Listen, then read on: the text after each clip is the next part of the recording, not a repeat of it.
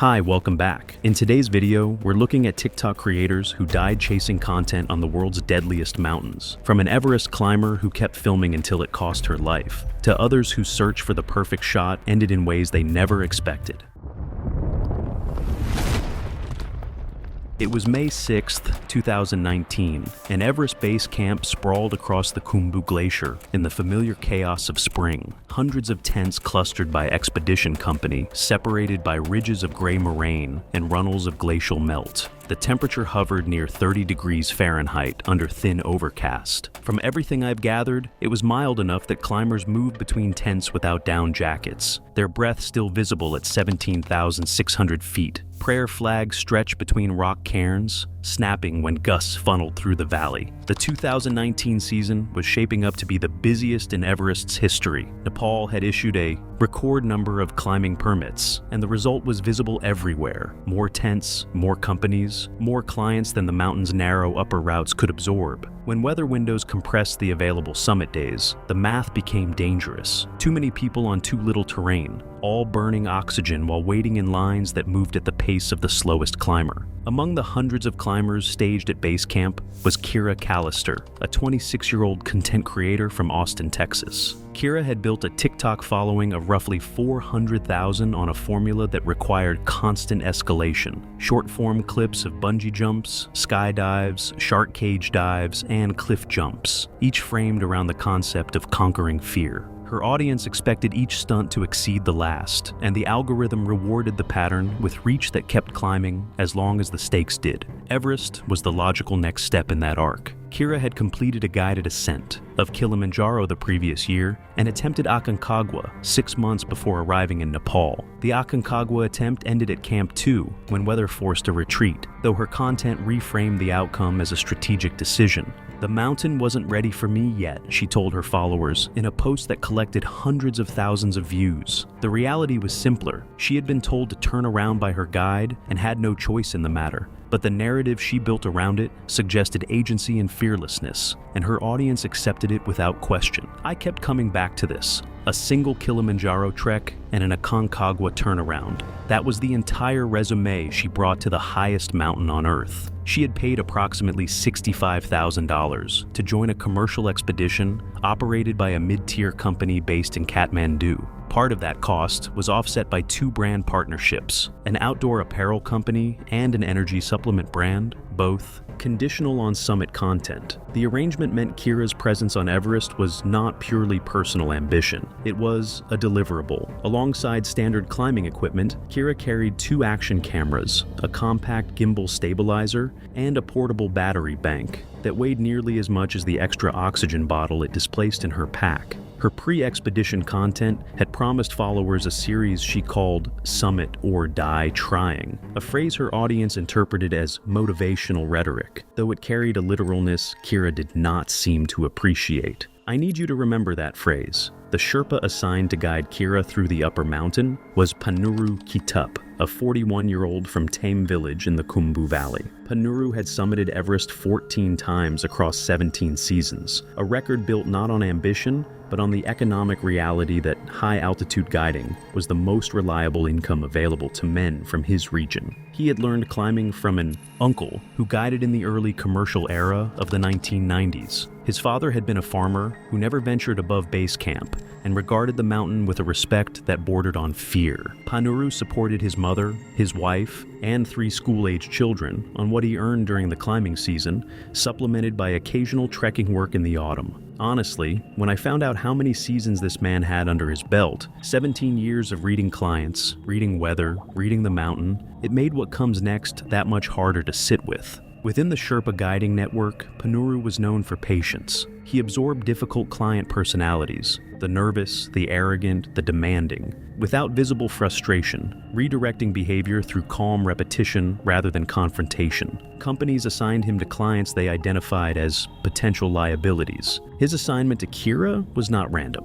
From what I found, the expedition company had reviewed, Kira's social media presence before the season and recognized the combination of limited experience and high self-regard that created the most management-intensive clients. The problems began during the first acclimatization rotation through the Khumbu icefall, the most dangerous section of the climb, a fractured cascade of ice blocks and crevasses that shifted and collapsed without warning. Standard practice was to move through quickly, minimizing time beneath seracs that could calve at any moment. Kira treated the icefall as a set. She stopped at choke points to position her camera, while Sherpas carrying 60-pound loads waited behind her beneath overhanging ice towers. Panuru explained the danger during a rest between ladder crossings. Kira acknowledged the concern, adjusted for 20 minutes, then resumed filming at the next dramatic section. The footage appeared on her account that evening, captioned as navigating the most dangerous terrain on Earth, the people she had forced to wait beneath it. And this is where the pattern starts. She heard the warning, performed the adjustment,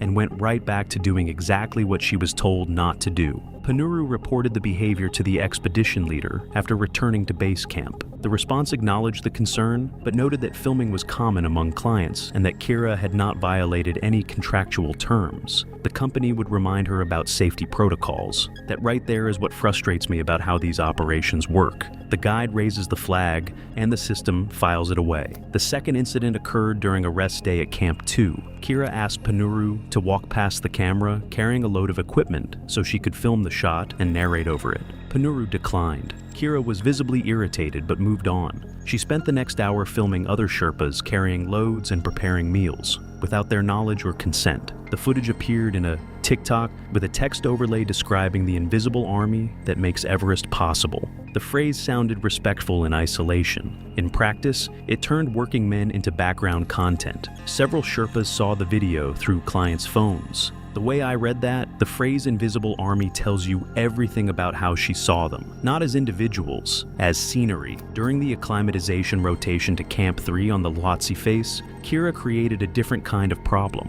The face was a wall of blue ice rising roughly 3,700 vertical feet, with fixed ropes its entire length. The terrain was steep enough that stopping meant blocking everyone above and below, and the exposure was severe. Kira stopped repeatedly at anchor stations to set up her camera, filming herself climbing up toward it from below, holding position at each anchor for minutes while she reviewed footage and adjusted angles. Each stop forced Sherpas carrying loads to hang on the fixed ropes in exposed positions, unable to pass until she cleared the anchor. Panuru warned her the behavior endangered others and wasted energy she would need later. Kira adjusted briefly, then resumed when Panuru's attention was elsewhere. And based on what I found, this wasn't just reckless. Every minute those Sherpas spent hanging on that face waiting for her was a minute of exposure to the same terrain that kills more Sherpas than any other section of the mountain. The fourth incident was quieter, but carried more weight. During a rest day at Camp 2, Kira sat in the mess tent discussing content strategy with another client. Several Sherpas present understood enough English to follow. She described how the Everest series had already gained her 80,000 new followers and predicted summit footage could reach millions. She talked about sponsorship deals with an enthusiasm that revealed something the Sherpas recognized immediately. The mountain did not exist for her as a place with its own, a significance. It was infrastructure for content. Everything was metrics. That part honestly sat heavy with me. Not because ambition is unusual on Everest, but because there wasn't a single moment where the mountain was anything more than a backdrop to her. The summit window opened around May 22nd. Teams began staging upward. The expedition leader briefed all clients. Turnaround time was noon. If a climber had not summited by 12 o'clock, they turned around regardless of proximity. Kira agreed to the terms. That evening, other climbers noticed her checking camera batteries and memory cards with the same attention they devoted to oxygen regulators. Stay with me here, because from this point forward, the clock is driving everything. Kira and Panuru departed Camp 4 on the South Col at approximately 12:30 a.m. on May 25th, accompanied by Panuru's assistant Sherpa, who carried backup oxygen and monitored supply levels. They joined a line of headlamps stretching up the triangular face toward the balcony, each light marking a climber moving upward through darkness, at a pace dictated by air that held barely a third of its sea level oxygen. Kira climbed adequately, but slowly. She stopped more frequently than anyone around her, sometimes to catch her breath, sometimes to film. Each filming stop cost 2 to 5 minutes. Individually, none were significant. Collectively, they bled time that could not be recovered. Panuru managed each stop patiently, giving Kira a moment before urging her forward. At the balcony, a small platform at 27,600 feet, where teams paused to change oxygen bottles, Kira used the stop to film a sunrise sequence. She pulled her oxygen mask down repeatedly across multiple takes, delivering audio directly to camera as the light changed. On, off, adjust the angle, off again. The cumulative time without supplemental oxygen approached 10 minutes. At that altitude, every unmasked minute inflicted measurable damage. Brain, cells starving in quantities that would never regenerate. Cognitive function degrading in ways the climber could not perceive in real time. Panuru told her to keep the mask on. Kira completed one more take before complying. They left the balcony behind schedule. I've covered enough of these to know that 10 minutes without oxygen at 27,600 feet doesn't show up immediately. It collects, and it collects interest. The queue at the Hillary Step cost them another 40 minutes. The 2019 season's record numbers had created exactly the bottleneck veteran guides feared.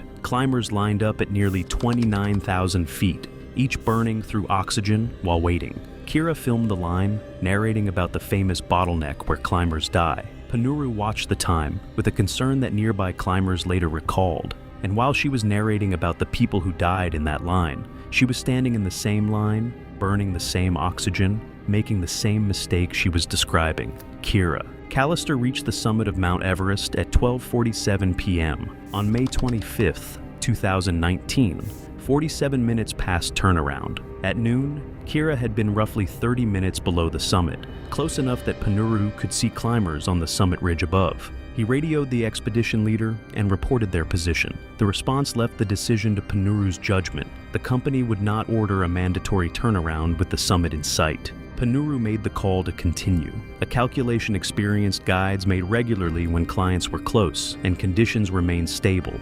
But the late arrival meant every second on top was borrowed from the descent margin that kept climbers alive. Panuru communicated this immediately. They needed to take photos and leave. Kira began filming. She recorded a video message to her followers, removing her oxygen mask for a clean face shot. She recorded a panoramic sweep. She asked Panuru to film her from a specific angle. Panuru complied once, then told her they were leaving. The assistant Sherpa, monitoring oxygen gauges, confirmed what Panuru already knew. Every minute on the summit was consuming supply they could not afford. Kira asked for 5 more minutes, then another 5. She wanted a shot with a flag, then another angle with a different camera. She became agitated when Panuru insisted they needed to descend. They left the summit at 1:31 p.m., 44 minutes after arrival. Kira had spent extended periods without her oxygen mask at 29,029 feet, the highest point on Earth, filming content for an audience that would never understand what those minutes cost her body. 44 minutes. I need you to let that land. Every protocol said 15. She tripled it.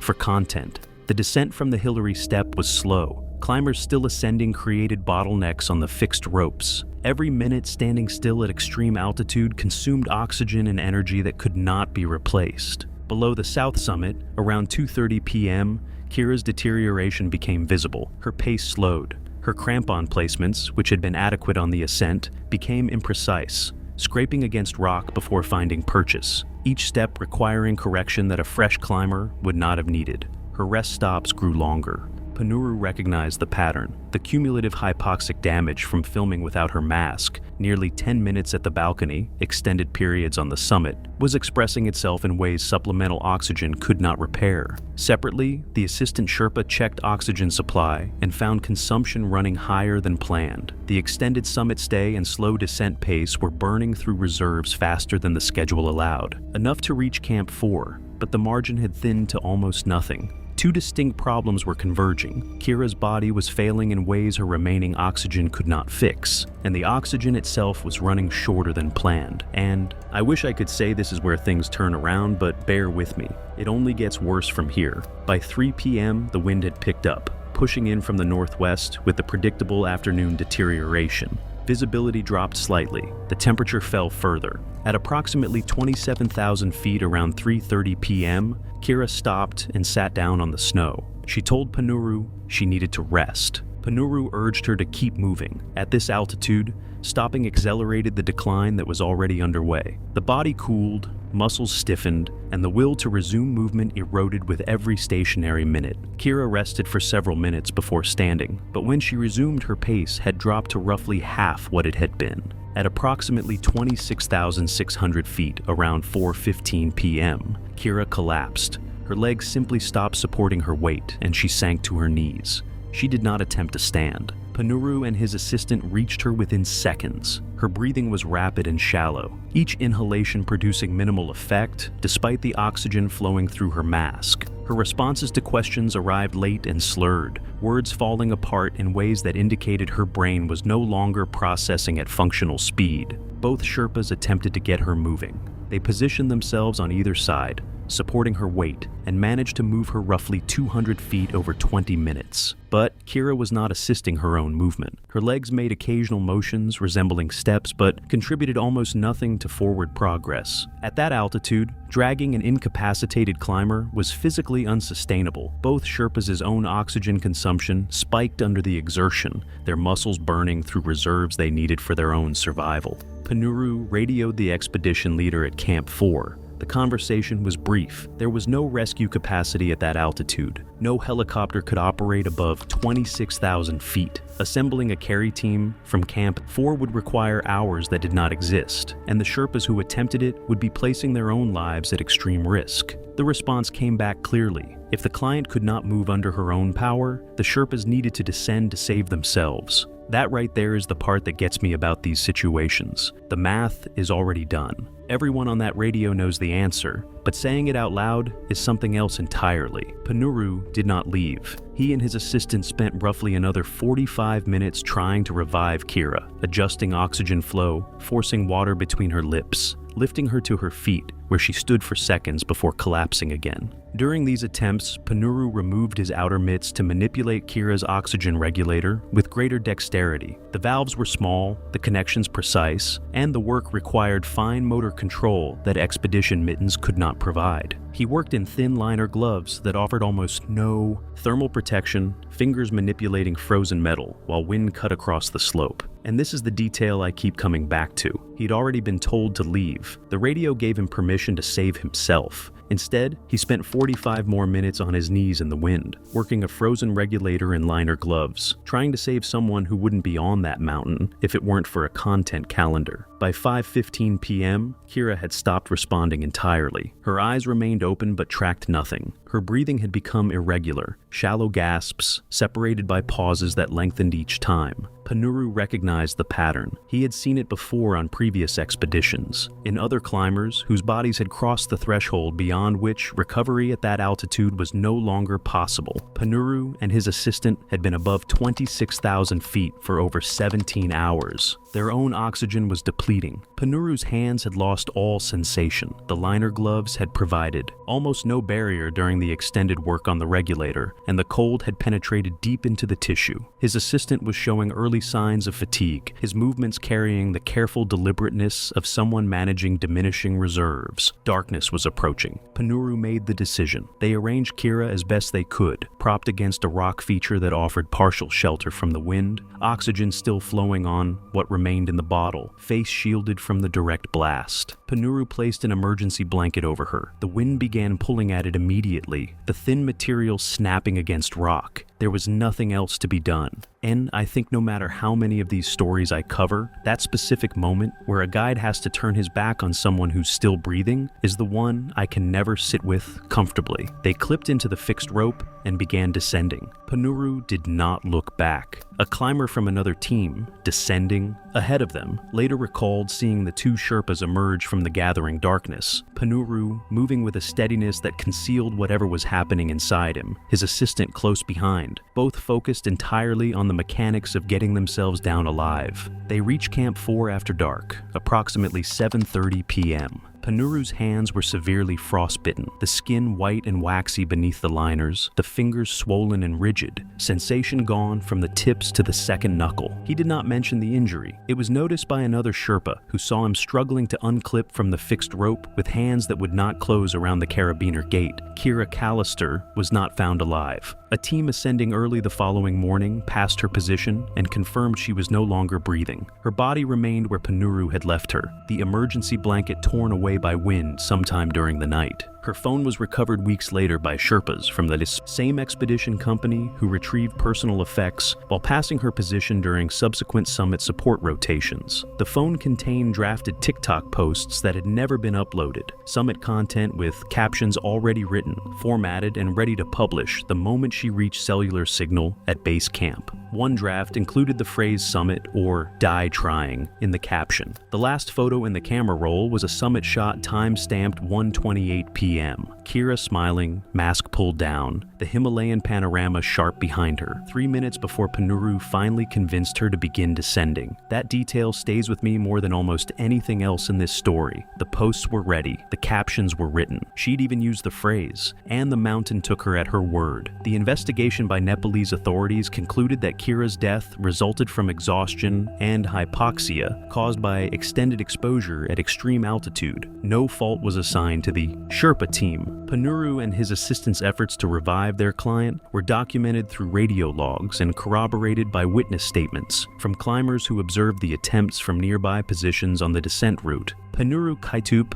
was evacuated to Kathmandu for treatment of severe frostbite sustained while trying to save his client at 26,600 feet. He lost 2 fingers on his right hand and partial tissue on 3 fingers of his left, damage from working an oxygen regulator and liner gloves in wind at an altitude where exposed skin froze within minutes. The injuries ended his career as a high-altitude guide. The precision grip required for rope work, ice screw placement, and the regulator adjustments that had cost him his fingers was no longer possible. After 17 seasons on Everest, 14 summits, countless clients guided safely through the death zone, his final act at extreme altitude was spending an hour trying to keep alive a woman who had treated the climb as content. Panuru returned to Tem Village. The expedition company quietly updated its client screening procedures, and to me, that's the part that never gets talked about. The mountain doesn't just take the ones who die, it takes the careers of the ones who tried to save them. On February 14, 2016, the Longs Peak trailhead was frigid, with strong winds at the summit and gusts expected to rise. Recent heavy snowfall had raised avalanche danger, with limited daylight and a chance of afternoon snow squalls. Juaima Hanalili pulled into the parking lot as her headlights cut through the pre-dawn darkness. At 28, she had built something remarkable from nothing, a TikTok following that tuned in to watch her make the impossible seem accessible. What had started as weekend hiking posts from her Boulder apartment had evolved into her full-time career, complete with sponsorship deals and the constant pressure to produce content that would keep her audience engaged.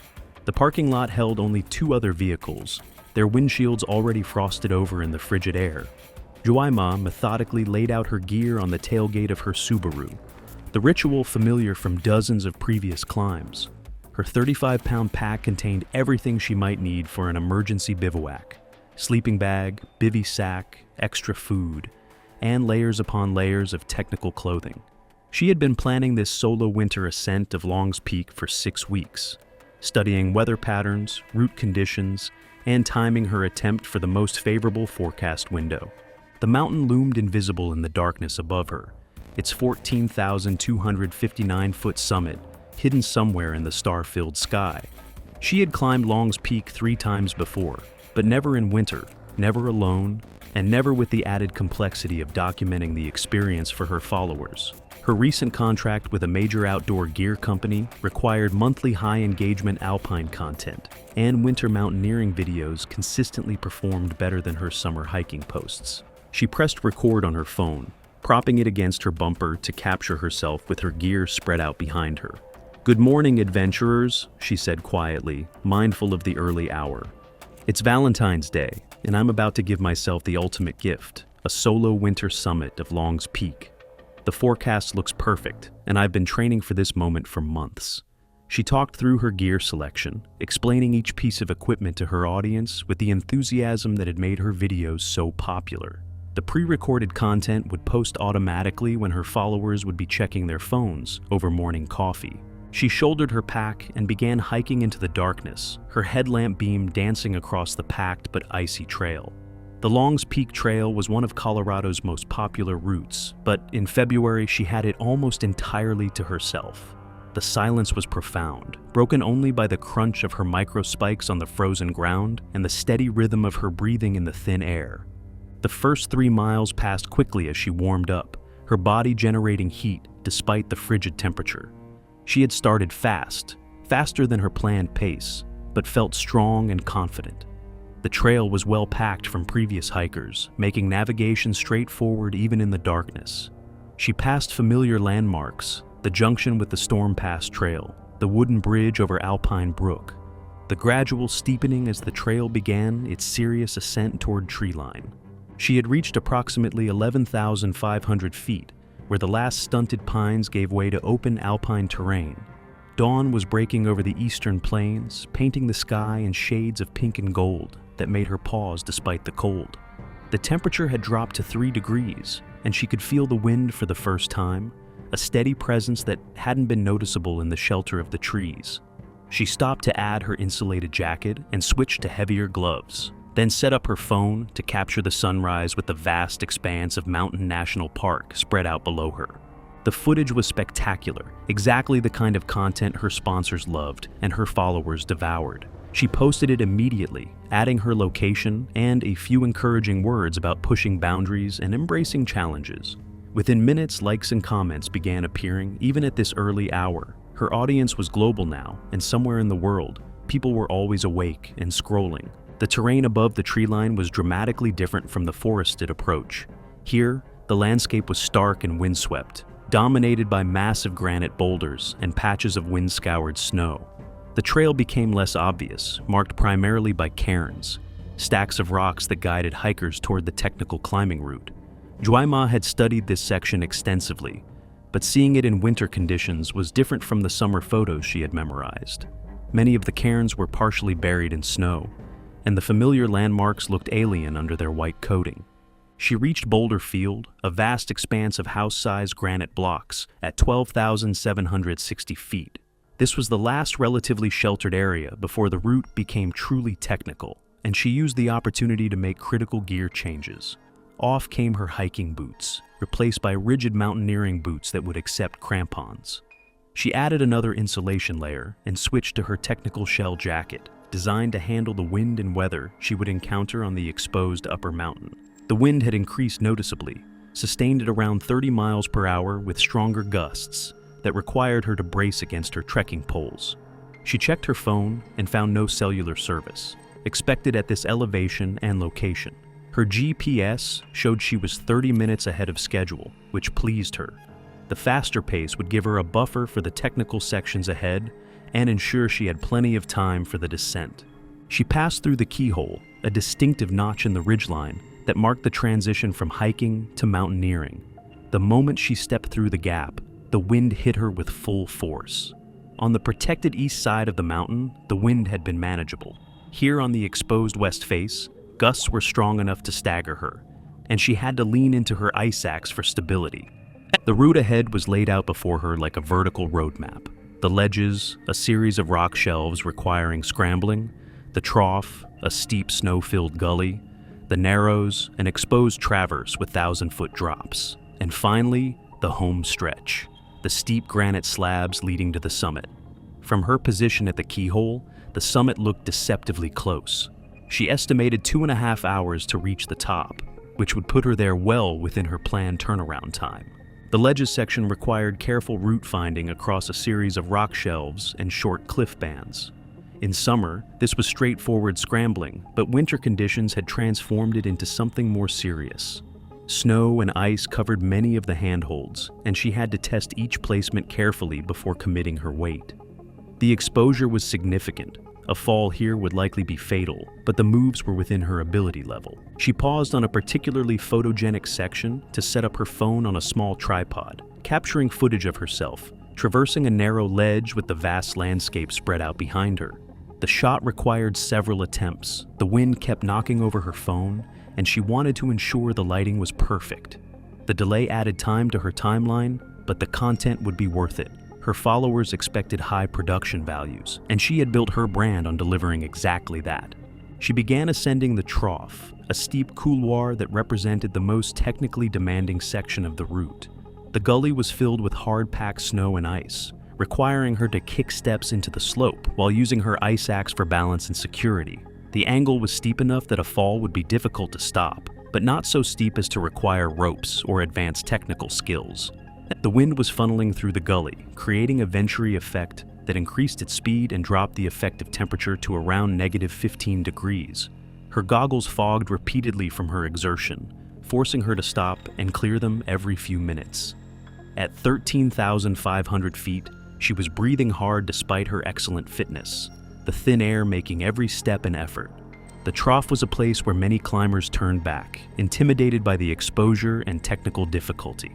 Juaima felt the challenge, but also felt confident in her abilities. She had trained extensively on similar terrain, and her movements were efficient and controlled. Each step was deliberate, each placement of her ice axe calculated for maximum security. She had completed the trough and emerged onto the narrows, a horizontal ledge traverse that was perhaps the most psychologically challenging section of the entire route. The ledge was narrow, covered in verglas, a thin coating of ice that made every step treacherous. To her left, the mountain rose in steep granite walls. To her right, the world dropped away for more than 1,000 feet to the valley floor below. The wind was violent here, unobstructed by any terrain features. Gusts hit her with enough force to threaten her balance, and she found herself crouching and waiting for lulls before moving across the more exposed sections. One particularly strong gust nearly knocked her sideways, and she pressed herself against the rock wall until it passed, her heart racing from the close call. She realized she was now behind schedule, not dangerously so, but enough to notice. The technical sections were taking longer than anticipated, partly due to conditions and partly due to her methodical approach to safety. She could see the summit plateau above her, tantalizingly close, at only 500 vertical feet away. The decision to continue felt obvious. She had come too far and invested too much to turn back now. She reached the base of the home stretch, the final pitch to the summit. In summer, this was a straightforward scramble up granite slabs. In winter, it was transformed into something more serious, with snow and ice patches covering many of the holds and obscuring the route. She could see other climbers' tracks in the snow, evidence that others had successfully completed this section in recent days. The summit plateau was visible above her, a relatively flat area that marked the end of the technical climbing. She made the decision to continue despite being 90 minutes behind her planned schedule. The weather was still holding, visibility remained good, and while the wind was strong, it wasn't getting worse. She told herself she would be quick on the summit and could make up time on the descent. The final pitch required careful route finding and precise footwork. Each move had to be calculated, each handhold tested before committing her full weight. The granite was solid, but the thin coating of ice made everything more difficult. She climbed steadily, methodically, her focus narrowed to the immediate task of finding the next secure placement. Juaima Hanalili stood on the summit of Long's Peak, achieving everything she had hoped for, a personal milestone, and content that would captivate her audience. The view was spectacular, with the entire front range of Colorado spread out below her and the Great Plains stretching to the eastern horizon. The wind was sustained at over 40 miles per hour, but the visibility was still good, and she felt a surge of accomplishment and joy. She set up her phone to record her summit video, but the wind made filming challenging. It kept knocking over her phone, and the audio was distorted by the constant roar. She tried multiple takes, wanting to capture the moment properly for her followers. The summit video was crucial content. It would be the centerpiece of her social media posts, and likely generate significant engagement. She spent time on the summit, longer than planned but necessary to get usable footage. She ate a protein bar and drank water, trying to refuel for the descent. To the west, she noticed clouds building over the continental divide, but they still looked distant and non-threatening. The weather forecast had called for clear skies until mid-afternoon, and she felt confident she had time to descend safely. She began her descent, immediately discovering that down-climbing the home stretch was significantly more difficult than the ascent. Facing outward, she couldn't see her footholds clearly, and the angle felt steeper and more exposed. She moved very slowly, testing each placement and using her ice axe for additional security. The process was nerve-wracking and time-consuming. By the time she reached the Narrows, conditions had changed dramatically in the short time she had been on the summit. A cloud layer had moved in with surprising speed, dropping visibility to approximately 100 feet. The temperature felt like it was dropping, and the wind seemed stronger. She was beginning to feel the first signs of fatigue and cold in her fingers despite her heavy gloves. The traverse across the Narrows in limited visibility was a different challenge entirely from the ascent.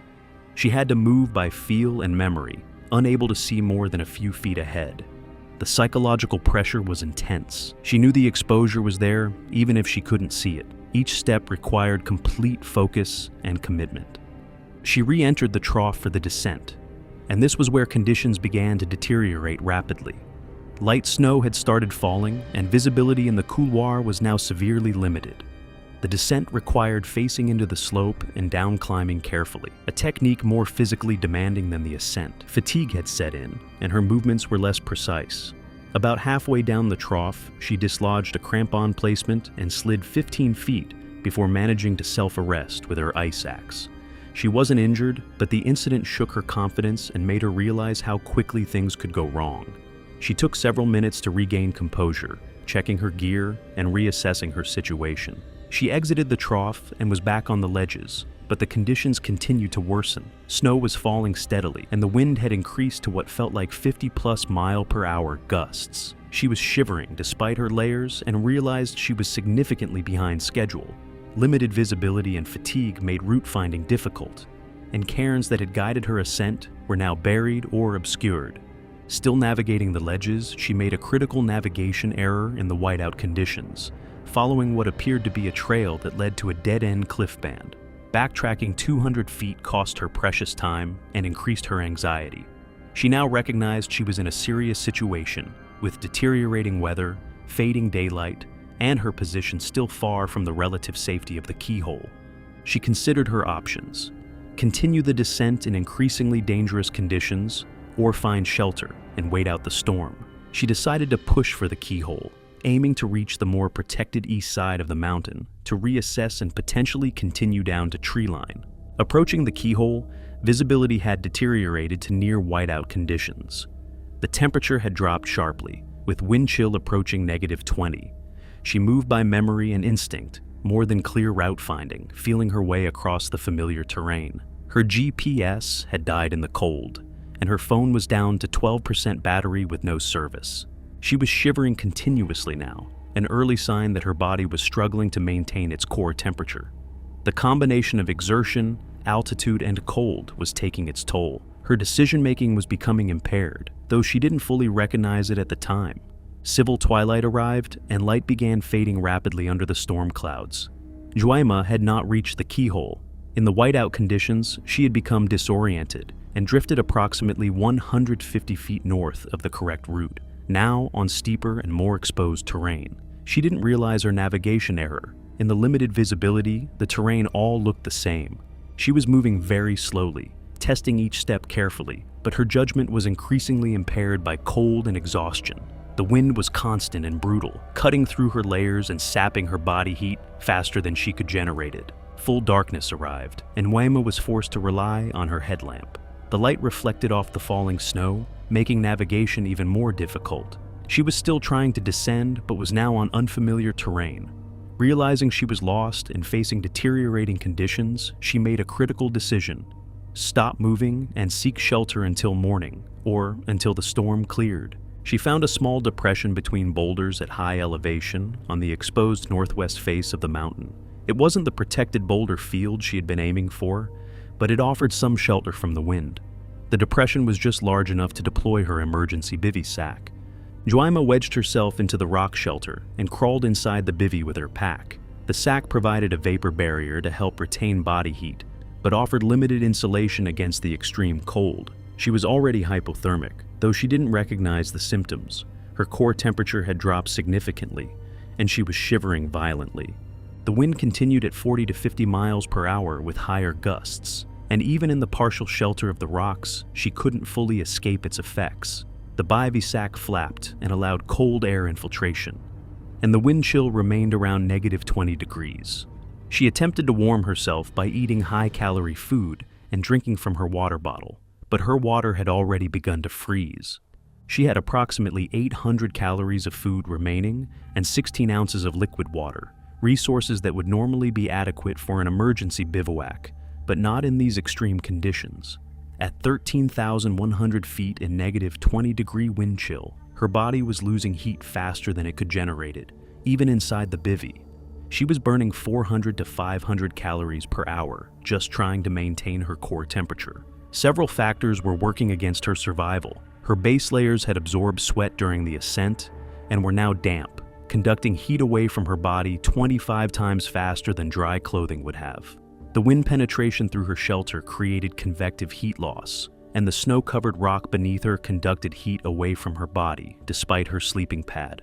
At 13,100 feet, the air contained approximately 40% less oxygen than at sea level, making her body less efficient at generating heat and impairing her judgment. She was also becoming dehydrated as her remaining water froze, and dehydration impaired her body's ability to maintain core temperature.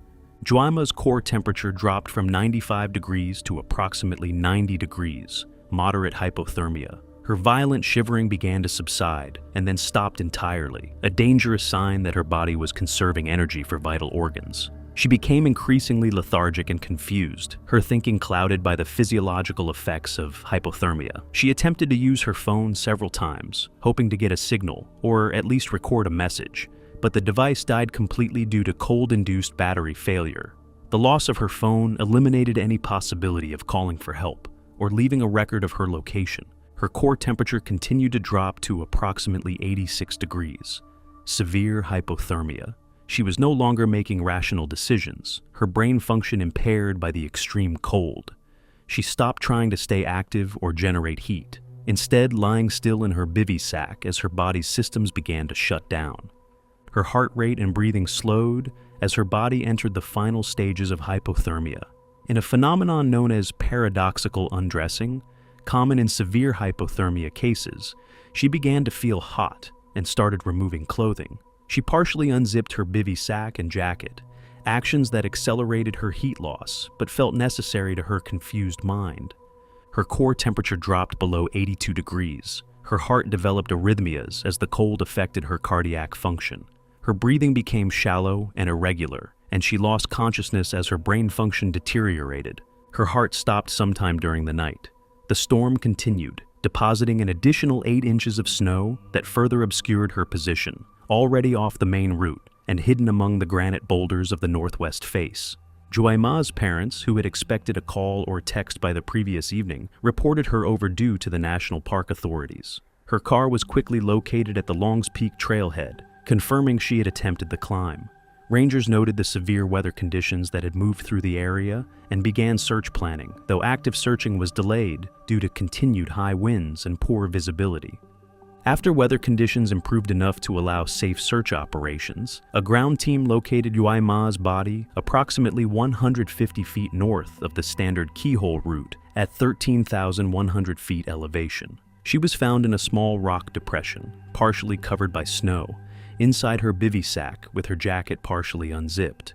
The country coroner determined the cause of death to be hypothermia due to environmental exposure, with no traumatic injuries. The time of death was estimated during the night. The death was classified as accidental, with contributing factors including solo winter mountaineering, navigation error leading to inadequate shelter location, and being caught out after dark in severe weather conditions.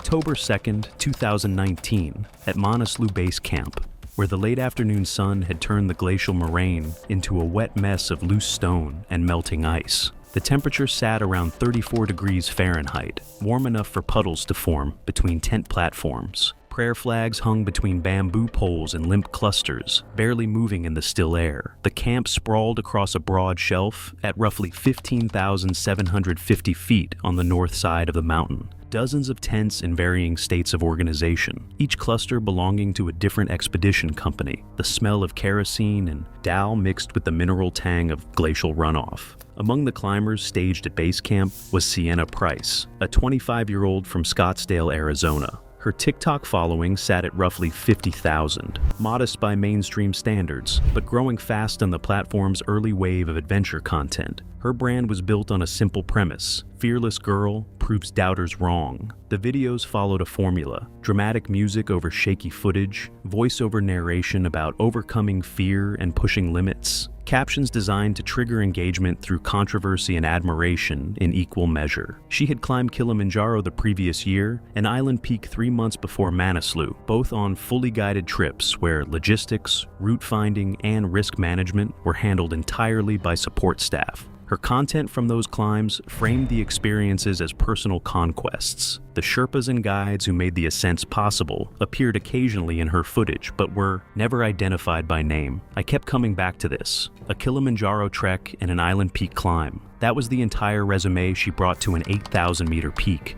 Manaslu was her breakout play. At 26,781 feet, it was the 8th highest mountain on Earth, a legitimate 8,000-meter peak with a fatality rate that commanded respect. Summiting would separate her from the dozens of other adventure creators filming themselves on trekking peaks. She had paid a premium fee to join a commercial expedition operated by a Kathmandu-based company, securing a dedicated Sherpa guide and full logistical support. That guide was Chewang Rangdol, 36 years old, from the Rolwaling Valley east of Kathmandu. Chewang had spent 14 seasons working on 8,000-meter peaks: Everest 4 times, Lhotse twice, Maksalu, Cho Oyu, Dhaulagiri, and Manaslu 3 times before this season. He was known among expedition operators for a specific quality: he turned clients around, where other Sherpas allowed clients to push beyond safe limits, either from client pressure, company pressure, or the financial incentive of summit bonuses. Chewang made conservative calls and defended them.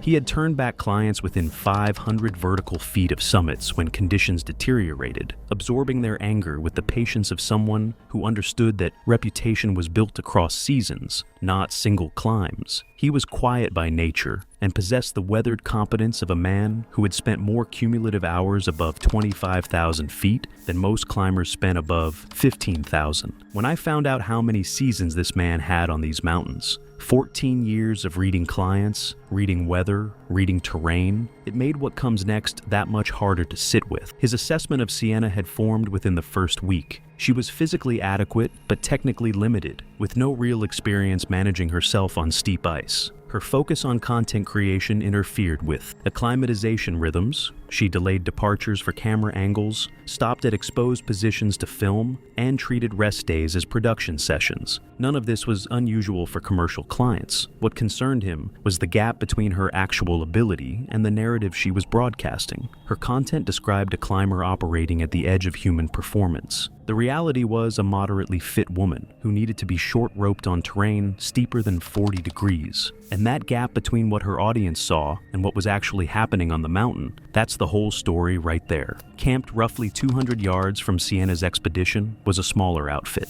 Among their clients was Merrick Adler, 33, a high school earth sciences teacher from Green Bay, Wisconsin. Merrick had saved for 4 years to afford Manaslu, setting aside portions of a teacher's salary that left little room for the kind of spending most 8,000-meter climbers took for. Granted, his climbing resume was modest in volume, but serious in character. He had summited Denali via the West Buttress 2 years earlier, and before that, he had attempted Cho Oyu and voluntarily turned back at 24,600 feet when weather deteriorated, a decision he described without regret to anyone who asked. That willingness to turn around told experienced climbers everything they needed to know about his judgment. At base camp, Merrick was the kind of presence that drew people in without effort. He ate meals with the Sherpa kitchen staff when invited, asked questions about their families and home villages, and carried his own loads between camps when the terrain allowed it. He had spent weeks before the expedition learning basic Nepali phrases and the correct pronunciation of his Sherpas' names, small gestures that were noticed and appreciated by people accustomed to being being treated as interchangeable labor. His students back in Green Bay had followed the expedition through.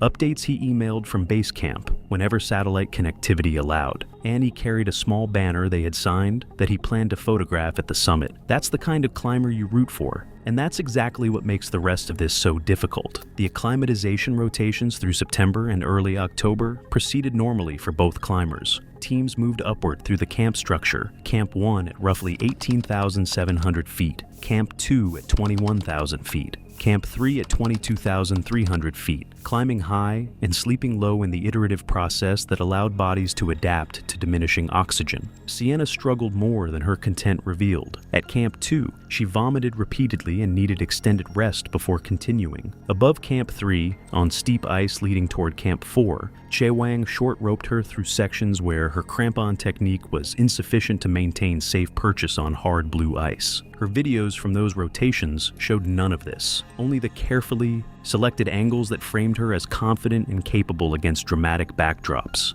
From everything I found, her audience had no idea how close she came to being pulled off the mountain before the summit push even started. Merrick performed well on his rotations. His pace was steady, his appetite held, and his expedition leader considered him one of the strongest clients in the group. The contrast between Merrick and Sienna was visible to anyone paying attention at base camp, though the two rarely interacted beyond brief greetings. By early October, the autumn weather window was narrowing. Forecasts predicted a high-pressure system arriving around the first week of October, offering roughly 2 to 3 days of reduced wind and clear skies before a storm moved in from the west. Expedition leaders across base camp began finalizing summit strategies and staging oxygen at higher camps. Sienna's expedition departed base camp for the summit push in the first week of October. They reached Camp 4 at approximately 24,300 feet the following afternoon, resting through the evening before departing for the summit sometime around 1 a.m. the next morning. The night was cold, roughly minus 20 degrees Fahrenheit, with moderate wind and clear visibility.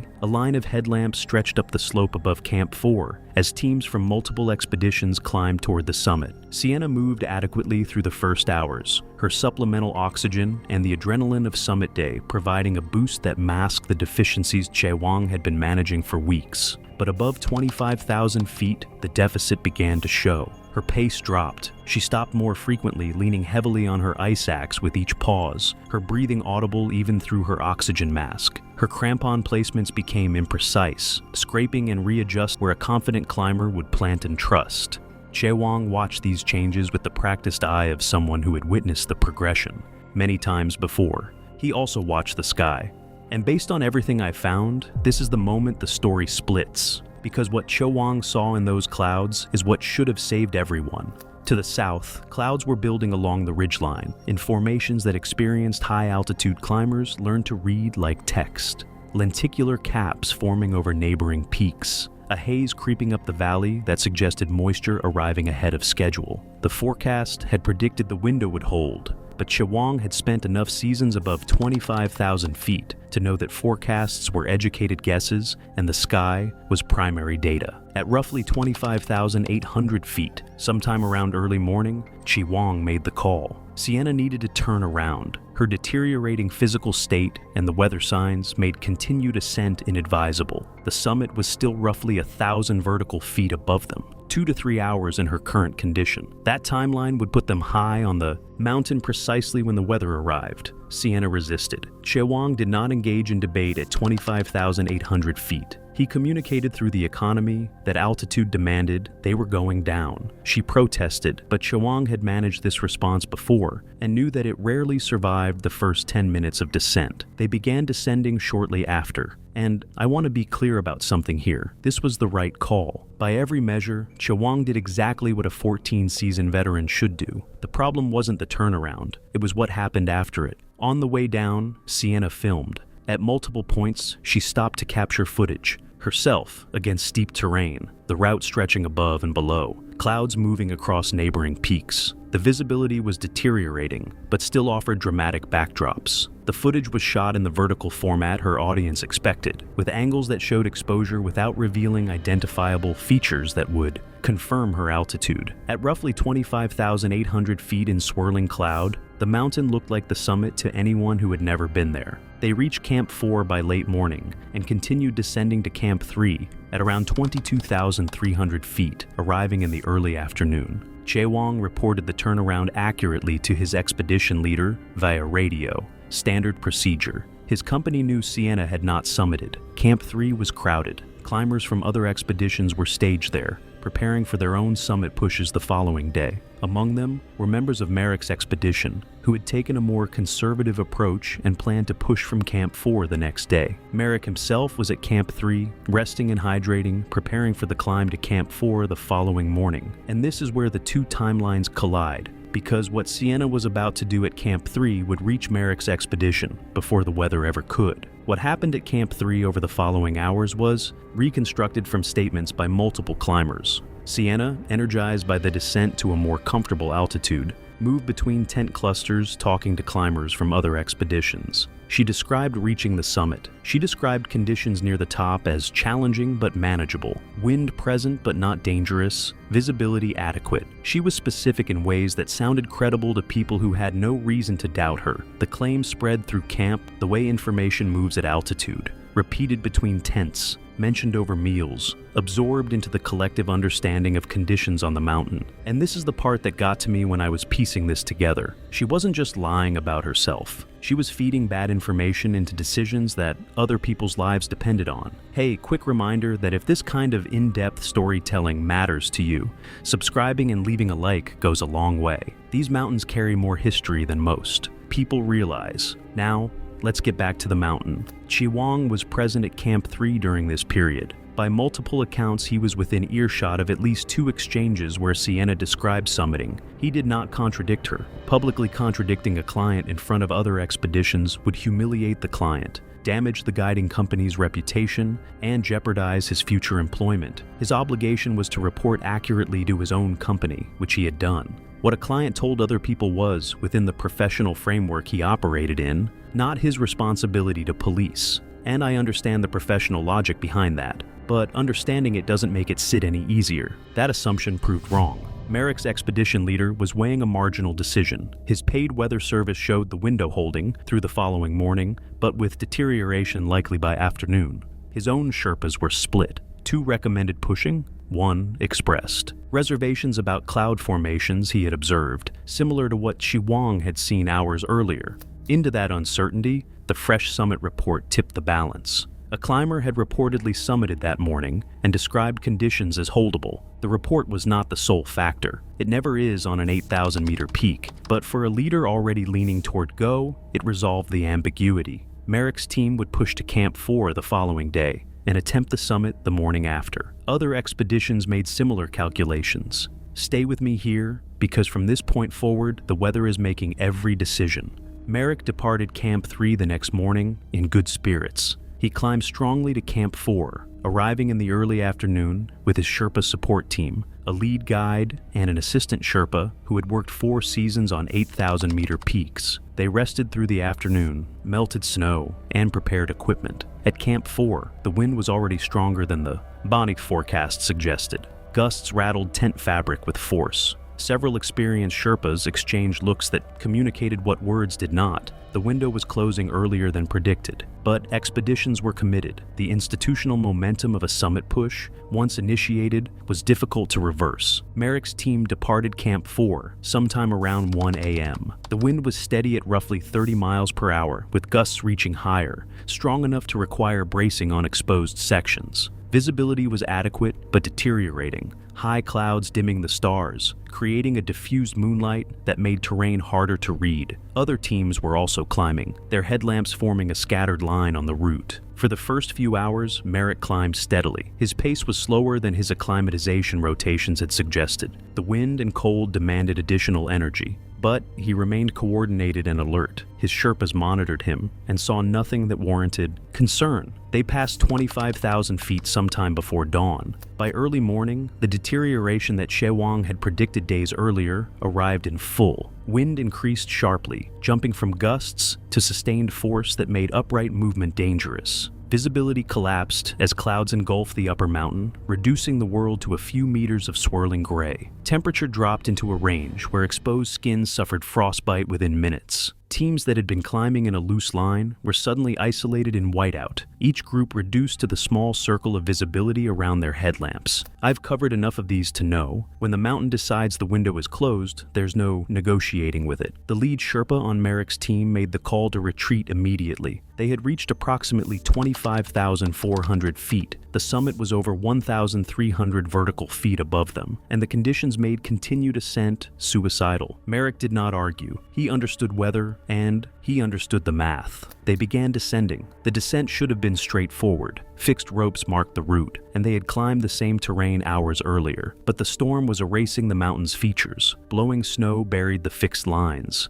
Visibility reduced to arm's length. Finding each anchor point required digging through accumulating snow and tracing the rope by feel. At approximately 25,100 feet, the assistant Sherpa moved ahead to locate the next section of fixed rope. He unclipped from the line to traverse a short section where the rope had been buried under ice and debris. In adequate visibility, the traverse was routine, 10 meters across mixed terrain. In whiteout, it was a gamble that depended on memory the storm had already compromised. He did not return. The lead Sherpa waited as long as conditions permitted, calling into the wind, then continued descending with Merrick on the fixed line they had confirmed. Merrick and his lead Sherpa continued descending through the storm. Each anchor transition required excavating rope from under snow and moving to the next point. Merrick's hands were losing function despite heavy gloves, the cold and fine motor demands of manipulating carabiners on frozen ropes overwhelming his circulation. His lead Sherpa managed the technical work at each anchor, clipping and unclipping for both of them, while the wind tore at their bodies. At approximately 24,800 feet, Merrick collapsed. The lead Sherpa later described the moment. One step he was moving, the next he was on his knees in the snow, folding forward as though a switch had been turned off. The Sherpa checked his oxygen. Functioning, flow adequate. The collapse was systemic. Hours of extreme exertion in storm conditions had pushed his body past a threshold that supplemental oxygen could not compensate for. The lead Sherpa attempted to get him moving. He pulled at his harness, shouted into the wind, tried to lift him. Merrick responded with sluggish movements that produced no forward progress. The lead Sherpa faced the calculation that every Sherpa above 25,000 feet understood. The arithmetic of rescue at extreme altitude, where the weight of a body and the angle of a mountain formed an equation that rarely solved in favor of survival. He stayed with Merrick for over 40 minutes. When Merrick stopped responding entirely, the Sherpa descended to Camp 4 alone, arriving after dark in a state of exhaustion and frostbite that required immediate attention. His report confirmed 2 missing, the assistant Sherpa and Merrick Adler, and that's what I can't get past. Merrick did everything right. Turned back on Cho Oyu, climbed conservatively, respected every protocol. None of it mattered because someone else's lie put him on that slope a day too late. When news of the crisis reached Camp 3 via radio traffic, Chewang Rangdol understood what the fragmented reports meant before the details were confirmed. He had watched the weather build for 2 days. He had watched Sienna's lie spread through Camp 3. He had said nothing. The connection between his silence and the teams now dying above him was not a certainty. No single factor had caused the disaster, but it was a possibility that settled into him with a weight that altitude alone could not explain. At first light the following morning, Chewang joined a group of Sherpas organizing rescue operations from Camp 3. The storm had weakened, wind reduced to roughly 20 miles per hour,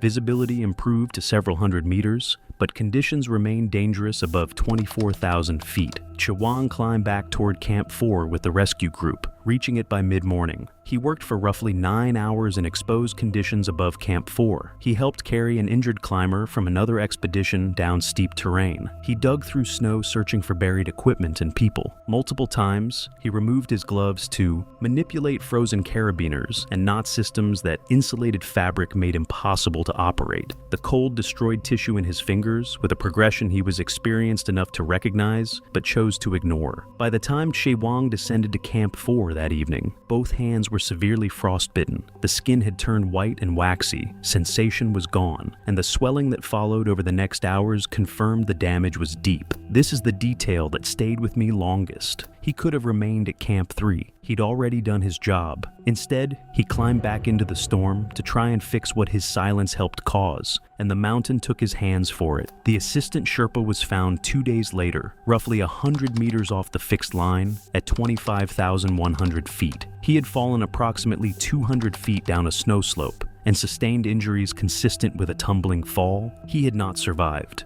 Merrick Adler was found roughly 2 days after the storm at approximately 24,800 feet, seated in the snow where his Sherpa had last seen him. Ice had formed over his clothing and oxygen mask. The banner his students had signed was in the chest pocket of his down suit. Conditions prevented safe recovery of either body. The investigation that followed identified multiple contributing factors: a weather window that closed earlier than forecast, aggressive timing by several expedition leaders, and communication failures between teams. Investigators specifically noted that a false summit report contributed to other teams' decision-making during a period of forecast uncertainty. No sole blame was assigned. No criminal charges were filed. Several climbers from other expeditions caught in the same storm suffered frostbite injuries requiring evacuation. At least 2 never returned to high-altitude climbing. Sienna Price's summit claim unraveled within weeks. GPS tracking data from her expedition showed her high point at approximately 25,800 feet, nearly 1,000 feet below the summit. Climbers who had been above that altitude on the same day confirmed they had never seen her higher. Her TikTok and Instagram accounts were deleted. She issued no public statement. She returned to Arizona and disappeared from the climbing and social media communities entirely. She had descended Manaslu without a scratch. Chewang Rangdol lost 3 fingers on his left hand and 2 on his right. The amputations were performed in Kathmandu roughly 2 weeks after the expedition. The hands that had spent 14 seasons fixing ropes, setting anchors, and guiding clients on the highest mountains on Earth could no longer grip an ice axe or operate the hardware that high-altitude work demanded. Those who spoke with him in the months that followed described a man who carried something heavier than the physical loss, a belief impossible to confirm or disprove that speaking up at Camp 3 might have changed the calculation for the teams that pushed into the storm. He did not return to expedition work, and to me, that's the part that never sits right.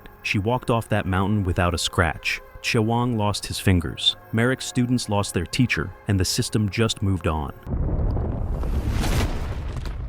It was April 3rd, 2025, and Elena Ray Alonso Martin stood there with her phone raised, framing the mountain behind her as she introduced her followers to the sheer scale of what she was about to attempt. But before any of that, before the climb, before the footage, before things started to go wrong, you need to understand who she was, because that context matters more than anything that comes next. Her name isn't something I'm going to keep repeating out of respect for her family, but she was 26, she was Spanish, and she had built a decent following on TikTok doing hiking content. Think nature shots, summit selfies, that kind of stuff. She had this tough girl energy that people genuinely loved. She wasn't the polished, filtered influencer type. She was more raw, more real, and that's exactly why people connected with her. But here's the thing. Before all of that, her life had kind of fallen apart. About 2 years before Everest, she went through a really rough patch. Her long-term relationship ended, and not in a clean way. She had cheated on her boyfriend, he found out, and he left. And then, almost like the universe was piling on, she lost her job around the same time. For close to 2 years after that, by all accounts from people who knew her, she was kind of just drifting. No clear direction,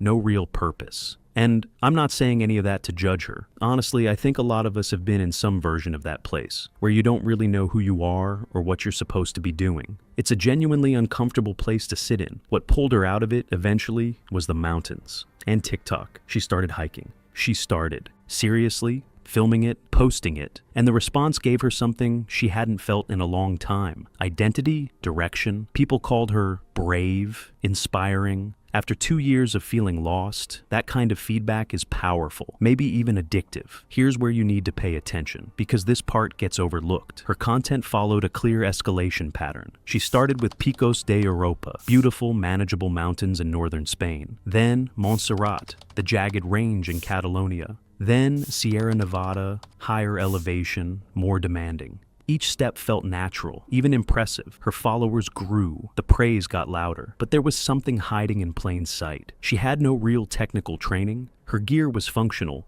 but not what serious mountaineers would call appropriate. She was leveling up the mountains without leveling up the skills, and her followers didn't see that. They saw the views, the confidence, the aesthetic. Nobody asked about her, a technique. They just told her she was incredible, that she should keep going. Exactly what she likely wanted to hear. That feedback loop is dangerous. I think about it a lot, even with my own channel. The audience rewards the result, not the process. And sometimes, the process gets skipped. This is the moment I keep coming back to, the turning point. In Sierra Nevada, she was filming. She left the marked trail to get a better angle. That's such a TikTok thing, right? The shot matters more than the path. So she climbed onto an unstable rock section for the perfect frame. She slipped, she slid. She stopped herself at the last second. The injury was minor, cuts and bruises, but it was real, a genuine scare. Her body had just told her clearly that she made a dangerous call, and what did she do? She posted it, laughed it off on camera. The video did well. People thought it was funny, thought it proved how tough she was. And that moment,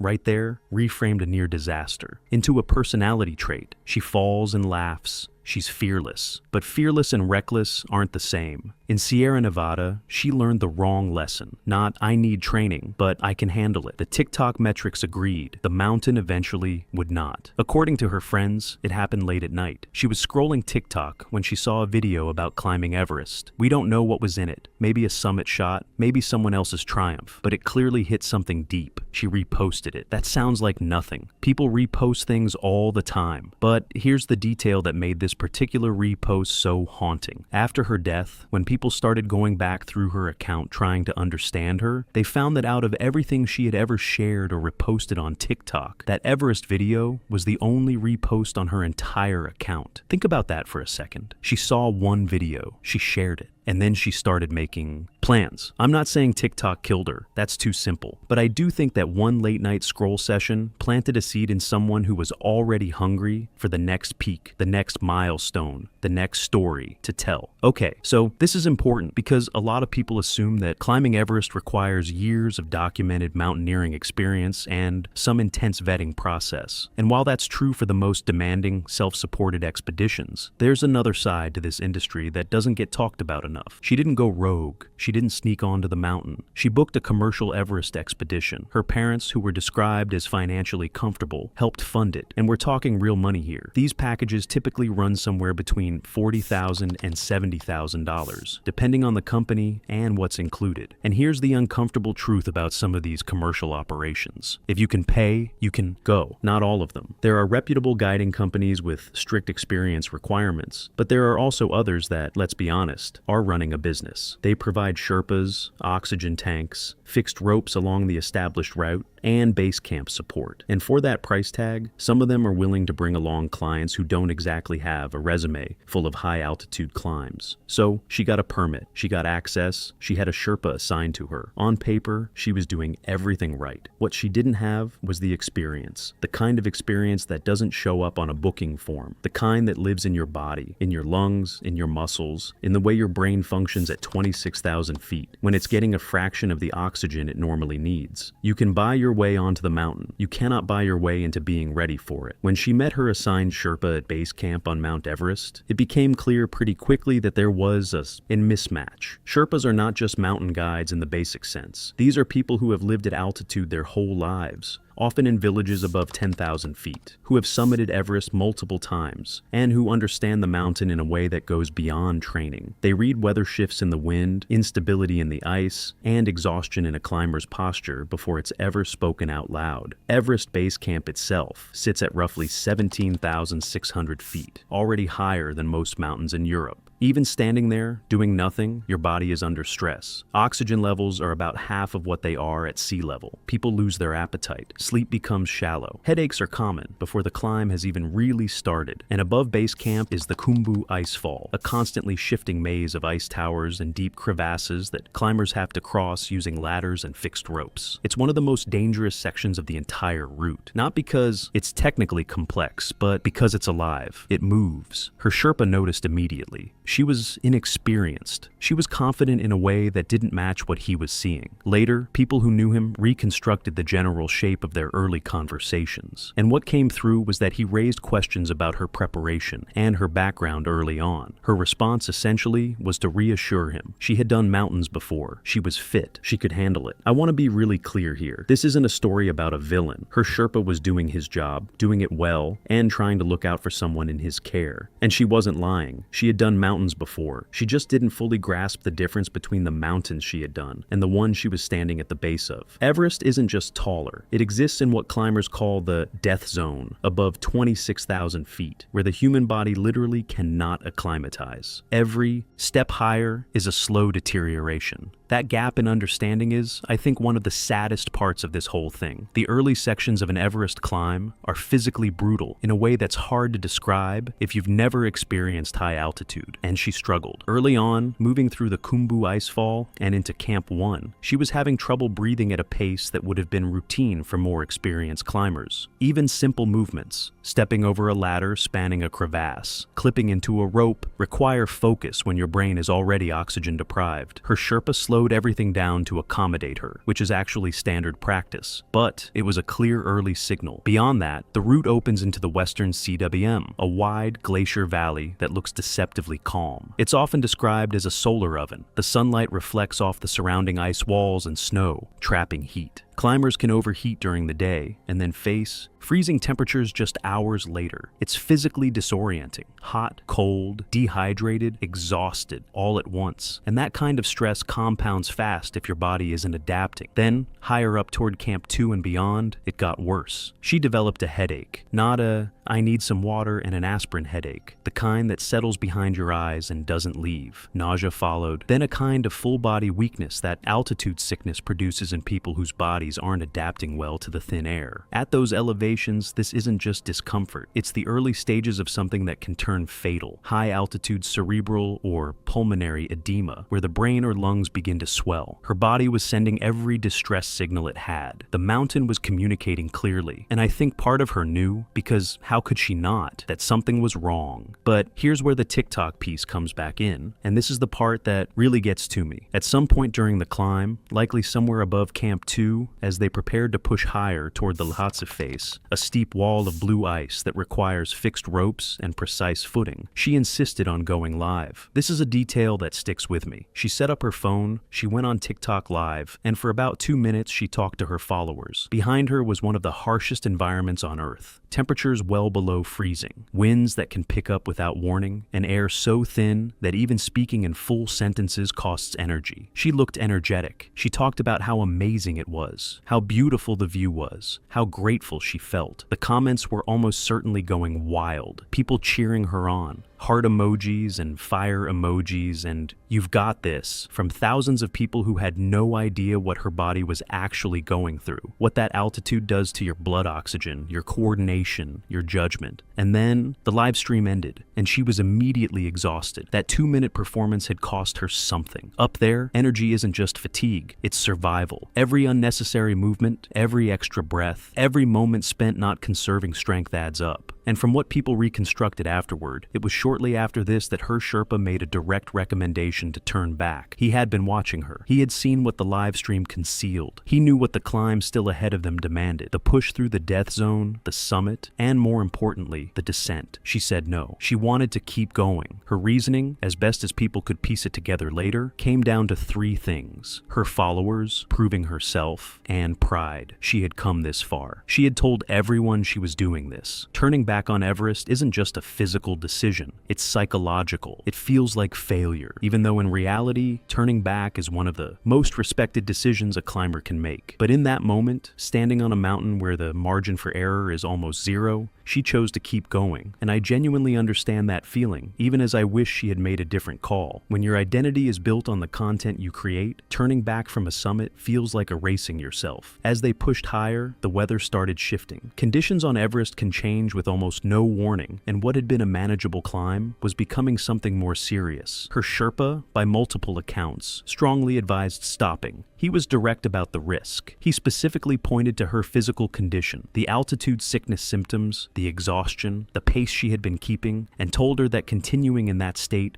was genuinely dangerous. She chose to continue, and here's the thing that makes this story so complicated. She actually reached the summit, against everything her body was telling her, against the weather, against the advice of someone who knew that mountain better than almost anyone on Earth. She made it to the top of Everest. She filmed it. She was emotional and triumphant, and she hugged her Sherpa, and she stood at the highest point on the planet. I want to sit with that for a second, because it's important. She wasn't delusional. She wasn't just someone who stumbled onto the mountain without any capability whatsoever. She made it to the summit of Everest. That's real. That happened. But summiting Everest is only half the story, and it's not the half that kills people. The majority of deaths on Everest don't happen on the way up. They happen on the way down. And this is something that a lot of people, including, it seems, a lot of people who book commercial expeditions without sufficient experience, don't fully internalize until they're in it. Here's why the descent is so deadly. By the time you reach the summit, you have burned through enormous amounts of energy, you're operating on low oxygen, your body is breaking down,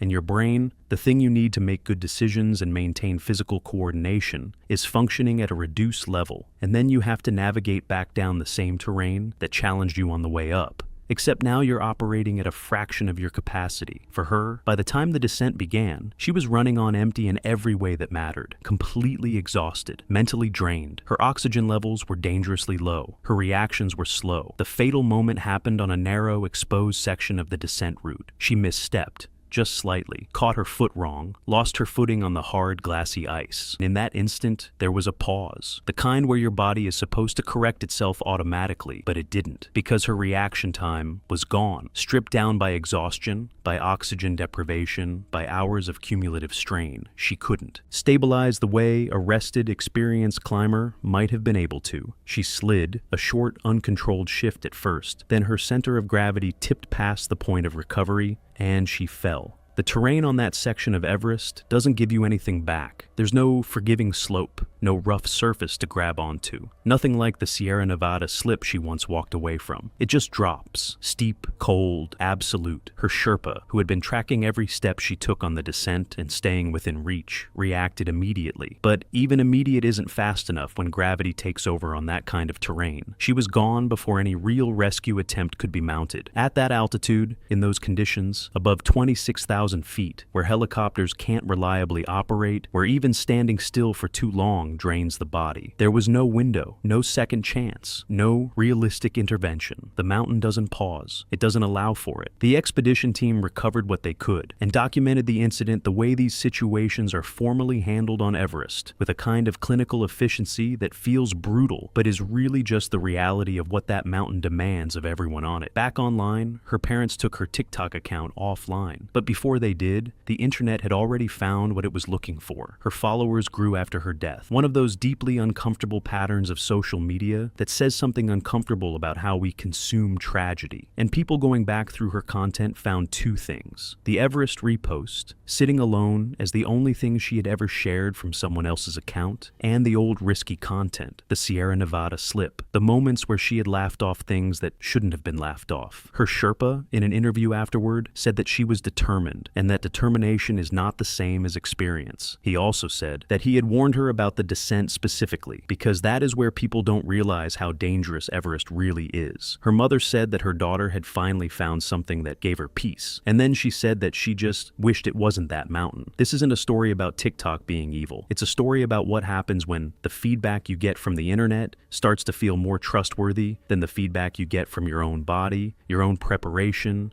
and the people who actually know what they're talking about. Everest is not a trend. It's not a TikTok challenge. It's not the next level after Sierra Nevada. It requires years of progressively harder climbs, technical training, physical preparation, and a level of respect for the environment that goes way beyond any number of followers or any amount of money. It was May 18th, 2019, above 16,400 feet in the Khumbu Valley. The air held a stillness where sound faded quickly, voices flattened, and even footsteps on rock seemed to disappear before they finished. Light arrived before heat at this altitude, and on most days, warmth never fully followed. Ryan Cardama was 23, from Central Texas, where the highest nearby elevation reached about 1,800 feet. He worked in warehouse logistics, structured, routine-driven work, and had framed the Nepal trip to coworkers almost entirely around the footage he expected to capture: glaciers, ridgelines, and light across snowfields rather than the demands of sustained altitude. Derek Sargent, 22, from California's Central Valley, handled the group's technical side: cameras, lenses, storage, and workflow. He was precise with what he knew, but less aware of what he didn't. He spent time reviewing shot lists before the trip. The acclimatization guidelines in the same folder received less attention. That detail stopped me cold when I found it. Marcus Chervy, 24, from the Tampa Bay area, positioned himself as the group's most experienced outdoorsman. He had completed multi-day hikes in the American Southeast and maintained strong physical fitness, but had no meaningful exposure to elevations above 10,000 feet. The Smoky Mountains top out around 6,600 feet, an elevation that does not prepare the body for the 16,000-foot conditions of the Khumbu. The difference is fundamental, not gradual, and confidence built at lower altitude does not transfer. As expected, I've covered enough of these stories to know that confidence is almost always the first thing that gets people into trouble. Not recklessness, just misplaced confidence. The three had connected through the online outdoor content space, building a modest audience around accessible, visually driven trekking videos, where relatability, not technical expertise, was the focus. Nepal had been planned for 8 months around shot lists, gear, and posting schedules, with little emphasis on acclimatization. The Everest base camp route was treated as manageable by default, even though adaptation to altitude, not fitness, is what determines most outcomes on this trail. Pre-departure materials outlined these risks, but they were not treated as a central constraint in planning. The flight to Lukla at 9,380 feet marked an immediate shift into an environment the body was not yet prepared for. The group spent one night in Lukla before beginning the approach toward Namche Bazar, the primary hub village of the Khumbu region, situated at approximately 11,286 feet. This remained within standard expedition planning, but already reflected the faster end of typical acclimatization, pacing for arrivals from low elevation. This was still within normal expedition planning, but already at the faster end of standard acclimatization, pacing for arrivals from low elevation. The walk from Lukla to Namche takes most trekking groups 2 days, with the second day involving a sustained climb of roughly 2,600 feet, the first significant physical test of the route. The Sherpa guides assigned to the group by the trekking operator were experienced. On this route, guides are not there to introduce technical difficulty, but to manage risk that emerges from physiology and decision-making rather than terrain alone. Between them, they had accumulated years of work on the Khumbu routes, including multiple seasons supporting commercial trekking groups of varying fitness, levels, and preparation quality. They were not technical mountaineers leading rope descents of difficult peaks. The Everest base camp route does not require that, but they were deeply familiar with the terrain, the weather patterns, the physiological warning signs that altitude produces in unacclimatized trekkers, and the behavioral patterns that tend to precede problems. I've seen how that familiarity shows up early in the way groups move through the lower sections of a route. Within the first day of walking, they had begun to form an assessment of the group. The assessment was not alarming at that stage. It was observational. The three young men were fit enough to move at a reasonable pace on the lower sections of trail. They were enthusiastic, which was common. They stopped frequently to film, a pattern common among content-focused trekkers that had grown substantially in recent years. What the guides noted was that these stops were not functioning as recovery. They involved repositioning, equipment adjustments, and reviewing footage on small screens before movement resumed. Each interruption served the content rather than physiological rest, and the pattern did not change as elevation increased. What was less visible to the group, and rarely explained in detail in standard briefing materials, was the decision threshold the guides used to determine when observation becomes intervention. On paper, acclimatization schedules and pacing plans exist as structured guidelines. In practice, Sherpa guides operate on a continuum of escalation rather than a single trigger point. There is no single symptom, stop, or missed meal that automatically forces a group to halt. Instead, decisions are based on whether multiple small deviations begin to converge into a sustained pattern of physiological and behavioral decline. The first threshold is usually operational drift, pace slowing beyond itinerary expectations, or repeated compression of rest intervals that begins to alter the planned timing between villages. At this stage, the default response is still verbal correction. reminders about hydration, spacing, and tempo, because early drift is common and often reversible. I've seen this stage play out often enough to recognize how unremarkable it looks in the moment. Nothing feels wrong, even as the structure of the day quietly starts to loosen. The second threshold is accumulation without correction, where issues like inconsistent intake, delayed arrivals, and repeated pauses begin reinforcing each other rather than appearing isolated.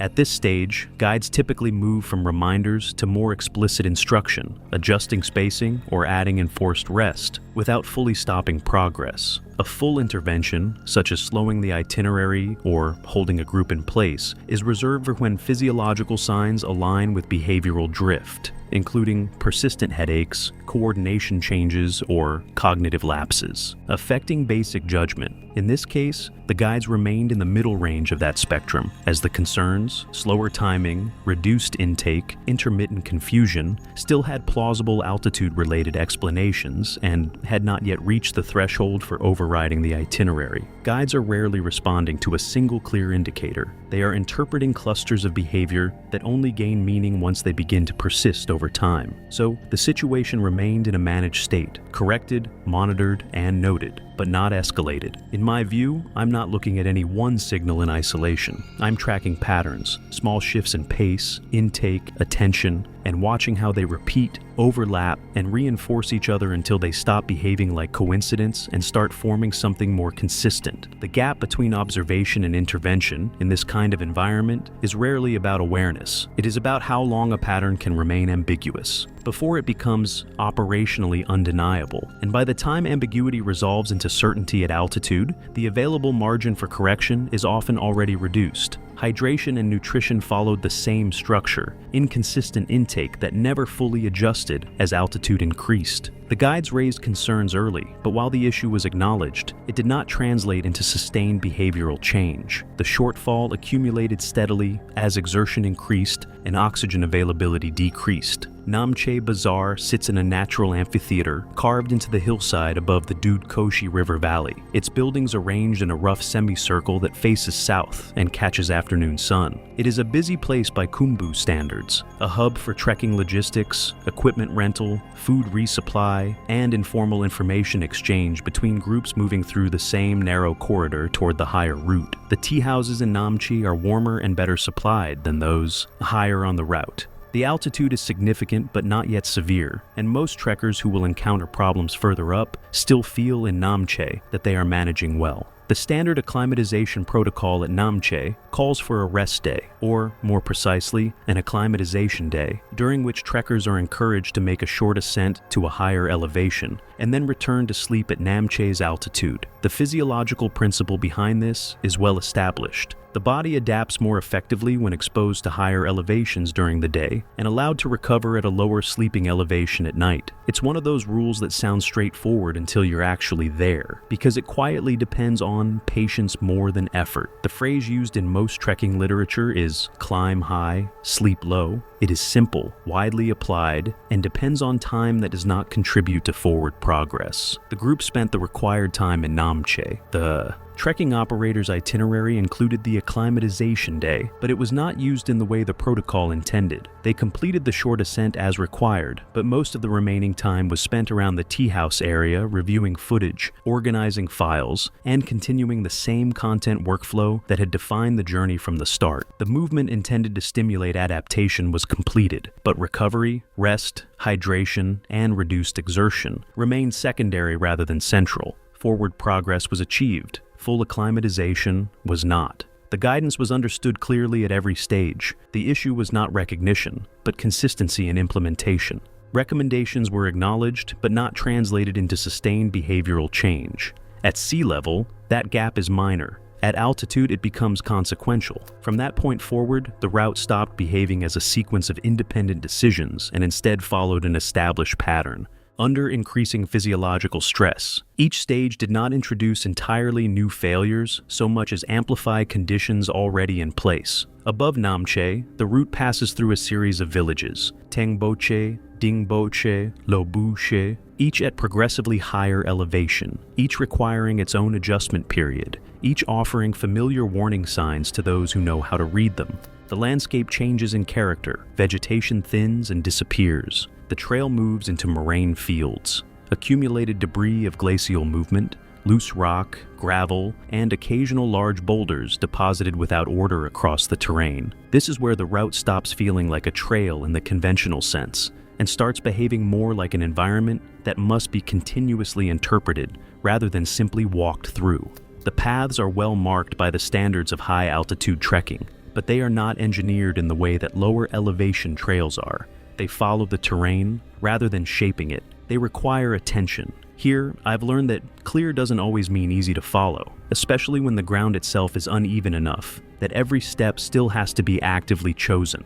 The group moved through this section over several days at a pace that, by distance alone, appeared consistent with the itinerary, but distance was not the limiting factor. Altitude response depends on time, fuel, hydration, and cumulative stress. And on all of those measures, the group was gradually falling behind. One detail the guides later emphasized was that the group's daily timing began to drift despite leaving on schedule. Above 13,000 feet, they were arriving later than expected with increasing consistency. The explanation wasn't a single factor. It was the accumulation of unregistered interruptions, short gear adjustments that turned into recovery pauses, breath breaks that lengthened slightly without being classified as rest, and repeated stops that were not treated as deviations. Over time, these fragments did not change the route on paper, but they steadily reduced how much uninterrupted movement the body was actually performing each day. The headaches began above 13,000 feet, which is not unusual at that elevation.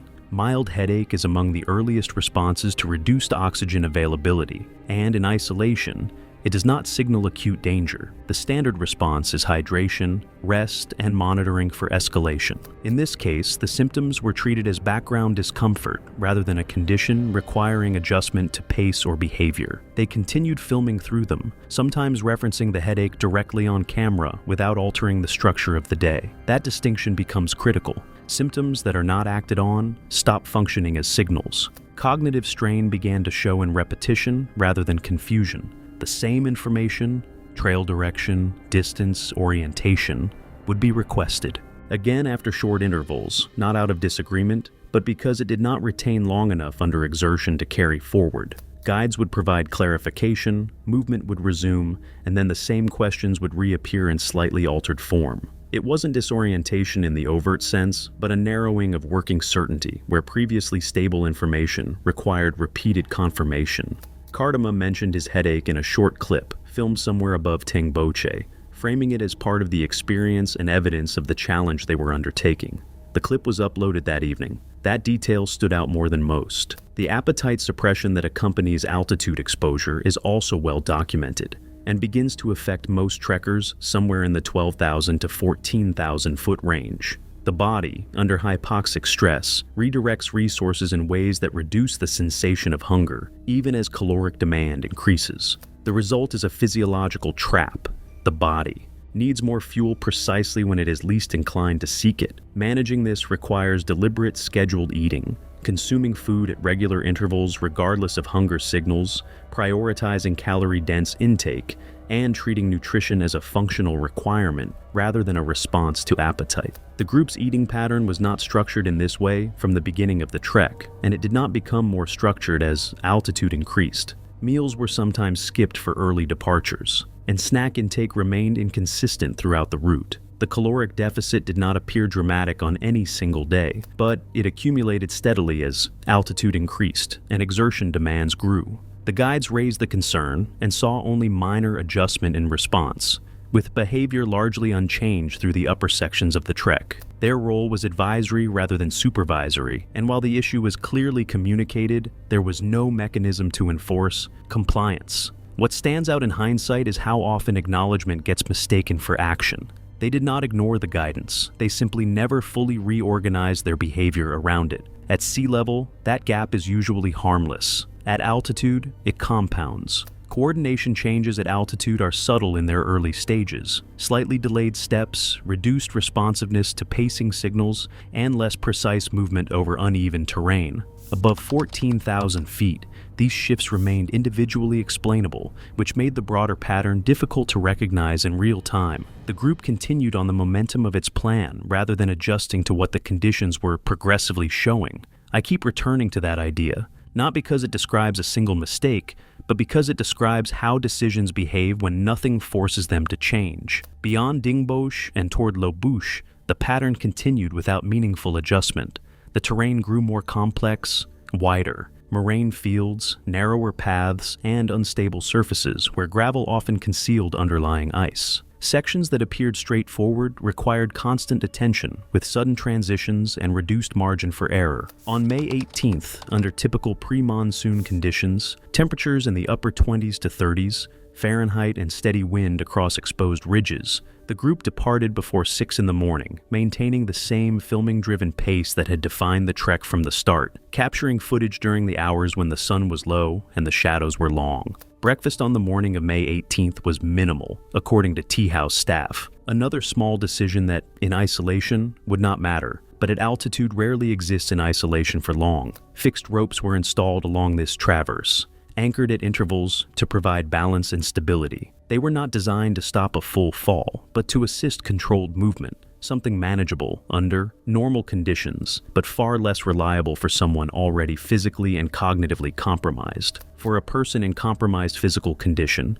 dehydrated, calorically depleted, operating under the cognitive effects of sustained hypoxic exposure, the same crossing requires something the body may no longer be fully able to provide. The group reached the narrow traverse section in the mid-morning. The guides were positioned in the standard configuration for a rope-assisted crossing, one ahead of the group to demonstrate the line and monitor the anchor points, one behind to observe and assist. The guides later described the group's movement in the approach to the traverse as showing the characteristics they had been observing for several days in more pronounced form. Foot placement was less deliberate than it had been in the lower sections of the route. Response to verbal pacing signals was slower than it should have been. The rhythm of movement that experienced trekkers develop on technical terrain was inconsistent. None of this was, at the moment of observation, a definitive indicator that something was about to go wrong. It was a collection of small signals, each individually explainable, that together formed a pattern the guides recognized. By the approach to the traverse, the same concerns had already been raised multiple times without meaningful behavioral change. It wasn't any single mistake that stood out. It was how familiar the whole pattern already felt once it started repeating in slightly different forms. The sequence of events that followed was reconstructed from the accounts of the Sherpa guides and from the physical evidence of the terrain. It unfolded over a period of seconds. One member of the group made an adjustment to the camera equipment being carried during the crossing. The adjustment involved a shift in body position at a point on the traverse where the trail surface was narrowest, and the fixed rope required steady, consistent tension to function as intended. The shift in position moved weight distribution away from the optimal center of gravity alignment that the crossing required. The foot that bore the redistributed weight came down on a section of trail surface where loose gravel overlaid a thin ice crust. The gravel, under the change weight distribution, shifted. Everything that came before, every skipped meal, every filming pause, every ignored recommendation, it all converged in that 1 second. The ice beneath it offered no friction. The foot moved. The fixed rope arrested the initial movement, but the arrest transferred load along the rope system, and the load transfer reached the other members of the group who were on the line at the same moment. In hypoxic conditions, with compromised reaction time and reduced balance correction ability, the response to an unexpected load transfer on a fixed line requires a speed and precision of physical response that the body, under the conditions the group had been operating in for the preceding days, could not reliably produce. The second loss of footing followed within seconds of the first. The third followed the second. At that point, what stands out to me isn't just how fast it unfolded, but how little room there actually is for correction once the system is already under strain. The guides moved immediately, but the terrain below the traverse did not allow a clean arrest once movement began. The same gravel over ice surface that triggered the slip extended into the section where counterforce would have been needed, and the speed of the sequence exceeded what could be physically stopped. What followed wasn't a single fall, but a broken descent across staggered ledges, compacted ice, and loose rock, breaking the movement into uneven stages, forcing separation as each person followed a different line through the terrain. The guides pushed down after them at once, but the same ground conditions that prevented control from above also slowed any attempt to close the distance from below. A separate trekking party on a parallel section of the route heard the disturbance and altered course. By the time the guides reached the first member of the group, approximately 12 minutes had passed since the initial slip. Ground response was initiated within minutes by the Sherpa guides and nearby trekking personnel. The trekking operator's emergency contact in Kathmandu was notified that same afternoon. Helicopter evacuation was requested but could not be executed on May 18th due to deteriorating weather and the altitude limitations affecting rotary wing operations in the upper Khumbu. Initial access and recovery were carried out on foot, with helicopter support arriving the following morning once conditions improved. Post-recovery medical assessment documented trauma consistent with multi-stage descent impacts across broken terrain at high altitude, along with acute altitude-related illness in all three individuals, significant dehydration, and caloric depletion consistent with sustained exertion without adequate intake. What the medical language does not fully capture is that each of these findings reflects a condition that developed in real time under observable circumstances with known risks already present. The official review identified physiological decline driven by inadequate hydration, insufficient caloric intake, and cumulative hypoxic exposure above 16,000 feet as a primary factor contributing to impaired coordination and delayed reaction time during the rope-assisted traverse. All three members of the group, Ryan Cardama, Derek Sargent, and Marcus Chervy, died from injuries sustained in the fall.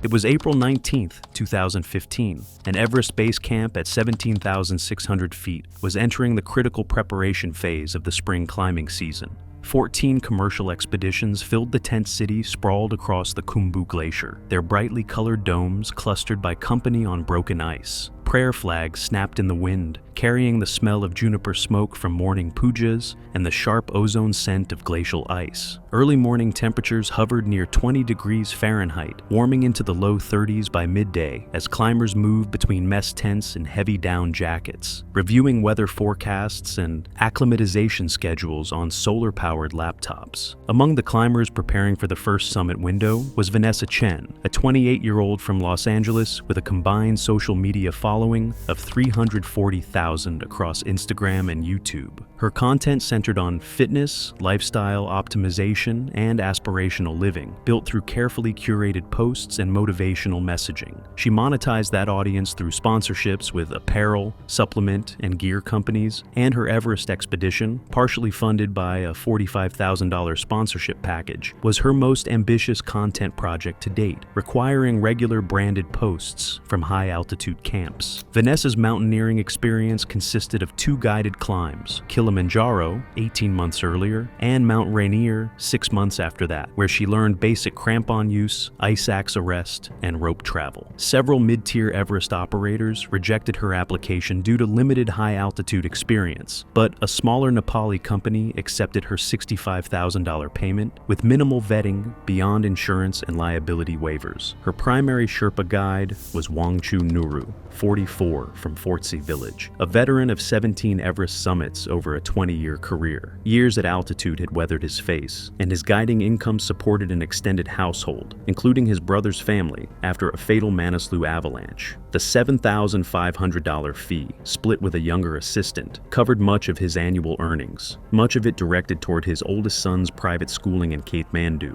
Wangchu was known among expedition operators as patient, safety-focused, and adept at managing clients under high-altitude stress. He had guided everyone from overconfident professionals to frightened amateurs and cautious retirees, earning a reputation for conservative decision-making in an industry where aggression often proved fatal. The first warning signs appeared during the base camp orientation on April 21st, when the expedition leader, American guide Robert Marsh, briefed 12 clients on the route, acclimatization plan, and objective hazards, from the Khumbu Icefall's unstable seracs to the death zone above 26,000 feet, where rescue was nearly impossible. He stressed turnaround times, energy conservation, and adherence to Sherpa guidance as essential for survival. Vanessa sat near the back of the tent, with her phone positioned to capture video of the briefing. She interrupted twice to ask Marsh to repeat information, because she had been filming rather than listening. When Wang Chu explained the importance of efficient movement through the Khumbu Icefall, where speed reduced exposure to collapsing ice towers, Vanessa asked whether they could pause during the crossing so she could film stabilized footage of the latter crossings. Wang Chu explained that pausing in the icefall increased risk for everyone on the rope team. Vanessa responded that her sponsors expected high-quality content, and she would need to capture usable footage throughout the climb. That evening, Wang Chu spoke privately with Marsh about his concerns. Vanessa's questions during the briefing suggested she had not researched basic Everest logistics before arriving in Nepal. Her focus on content creation rather than safety protocols indicated misplaced priorities. Marsh acknowledged the concerns, but noted that Vanessa had signed comprehensive liability waivers and paid in full. Unless she demonstrated clear incapacity or violated explicit safety rules, the expedition would proceed as contracted. Wang Chu left the conversation with the same constraints he had started with. The first acclimatization rotation began on April 25th, requiring a climb from base camp to Camp 1 at 19,900 feet through the Khumbu Icefall. The route wound nearly 2 miles across a constantly shifting maze of house-sized ice blocks. Deep crevasses and aluminum ladders lashed together over open voids, gaining roughly 2,000 vertical feet. Fixed ropes marked the safest line,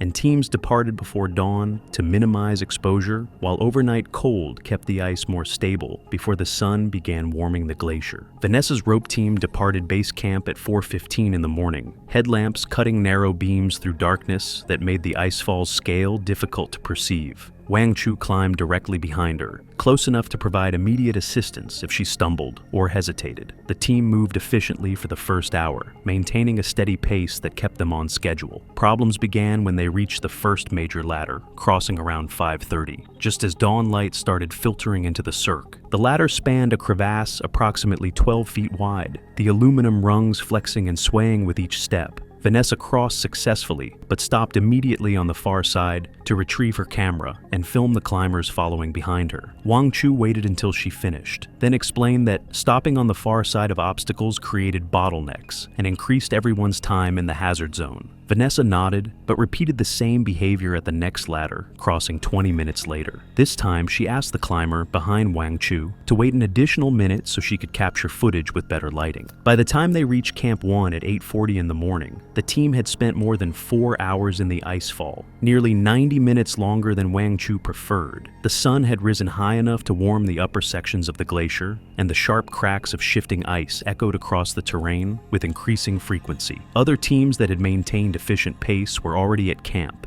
melting water and resting. Vanessa immediately began filming a video selfie describing the icefall crossing, her narration emphasizing the danger and her mental toughness rather than acknowledging the delays she had caused. During the rest period at Camp 1, Wang Chu checked Vanessa's oxygen saturation using his pulse oximeter. The reading showed 78% at 19,900 feet, which fell within acceptable range for an acclimatizing climber, but was lower than ideal for someone at this early stage. He asked about her hydration and sleep quality the previous night. She responded that she had slept poorly, common at altitude, but felt strong. Her confidence did not match what Wang Chu had observed during the climb. Her breathing had been labored during the steeper sections, and her pace had slowed noticeably in the final hour before reaching camp. The team descended to base camp later that afternoon, and Vanessa posted edited video footage that evening showing dramatic shots of ladder crossings and ice formations. The post generated significant engagement, more than 15,000 likes within 3 hours, and hundreds of comments praising her courage. The caption described the icefall as the most dangerous section of the climb and positioned her successful crossing as evidence of proper preparation and mental fortitude. The post made no mention of Wang Chu or the other Sherpas who had fixed the ropes, installed the ladders, and guided her through the route. Wang Chu saw the post when another Sherpa showed it to him on a phone the following morning. The omission of credit was not unusual. Many clients failed to acknowledge Sherpa contributions in their social media narratives. What stood out was the disconnect between the footage and the rotation itself. The long stops, the bottlenecks, and the time they had spent in the hazard zone did not appear anywhere in Vanessa's version of events. The second rotation to Camp 2 at 21,200 feet began on April 29th, crossing the western Sidewobaim, a broad glacial basin flanked by the walls of Nuptse and Lhotse. Though relatively flat, the route stretched for miles across crevasses hidden by thin snow bridges and marked by bamboo wands. Cold in the morning, the CWM quickly turned into a heat trap as sunlight reflected off surrounding ice, pushing temperatures into the 40s and accelerating dehydration at 20,000 feet. Vanessa struggled noticeably during the CWM traverse. Her pace dropped to 20 step, followed by extended rest breaks, her breathing rapid and shallow even during pauses. She removed layers as the temperature rose, stuffing her down jacket into her pack without organizing it properly, so that the bulk made her movements awkward. Twice she sat down in the snow without warning and remained motionless for several minutes, her head bowed and her chest heaving. When Wang Chu asked if she needed assistance, she waved him away without speaking. By the time they reached Camp 2 in the early afternoon, Vanessa appeared exhausted in ways that concerned Wang Chu beyond normal altitude fatigue. Her face was flushed despite the cold, her movements uncoordinated, and her speech slightly slurred when she asked where her tent was located. He helped her to her assigned tent, ensured she had water bottles to melt for hydration, and checked her oxygen saturation. The reading showed 71%, a concerning drop from the previous rotation. Wang Chu explained carefully that declining oxygen saturation indicated her body was struggling to acclimatize. Continuing upward with numbers trending in the wrong direction increased the risk of high-altitude pulmonary edema, or cerebral edema, fluid accumulation in the lungs, or swelling in the brain that could progress to incapacitation and death within hours. He recommended she rest at Camp 2 for an additional day before attempting to climb higher, allowing her body more time to adapt. Vanessa's response was immediate and sharp. She had paid for a summit attempt and would not jeopardize her timeline because of conservative risk assessment. Other climbers in the expedition were continuing their rotations on schedule, and she expected the same support. Wang Chu attempted to explain that oxygen saturation measurements were objective data, unrelated to determination or mental toughness. Physiology at altitude followed patterns that could not be overcome through willpower alone. Vanessa ended the conversation by stating that she would discuss any concerns with Marsh directly and retreating into her tent. That evening, Vanessa radioed Marsh to complain that Wang Chu was being overly cautious and undermining her confidence. Marsh backed Wang Chu's assessment, but reiterated that, having signed liability waivers, the final decision to continue was hers. The compromise was a rest day at Camp 2, after which Vanessa would attempt Camp 3 with Wang Chu, accompanying her and supplemental oxygen available if needed. During the rest day, Vanessa remained in her tent, editing video content and responding to social media comments. Other climbers spent the day hydrating, eating high-calorie meals, and resting their bodies in preparation for higher altitudes. When Wang Chu checked on her mid-afternoon, she was working on her laptop rather than sleeping. Her oxygen saturation had improved slightly to 74%. Continuing upward was not medically contraindicated, but still low enough that Wang Chu remained concerned. The climb to Camp 3 on May 2nd revealed the full extent of Vanessa's inadequacy. The route from Camp 2 required ascending the lower section of the Lhotse face, a steep wall of blue ice that rose at angles between 40 and 50 degrees. Fixed ropes provided security, but the climbing demanded sustained leg strength, cardiovascular endurance, and technical crampon skills that altitude steadily eroded. The vertical gain to Camp 3 was approximately 2,300 feet, and strong climbers typically reached the camp in 4 to 5 hours. Vanessa required 8 hours and 20 minutes. Wang Chu stayed with her throughout the ascent, watching her deterioration with mounting alarm. She stopped every 25 to 30 feet, her legs trembling visibly between efforts, her breathing so rapid and shallow that she appeared to be hyperventilating.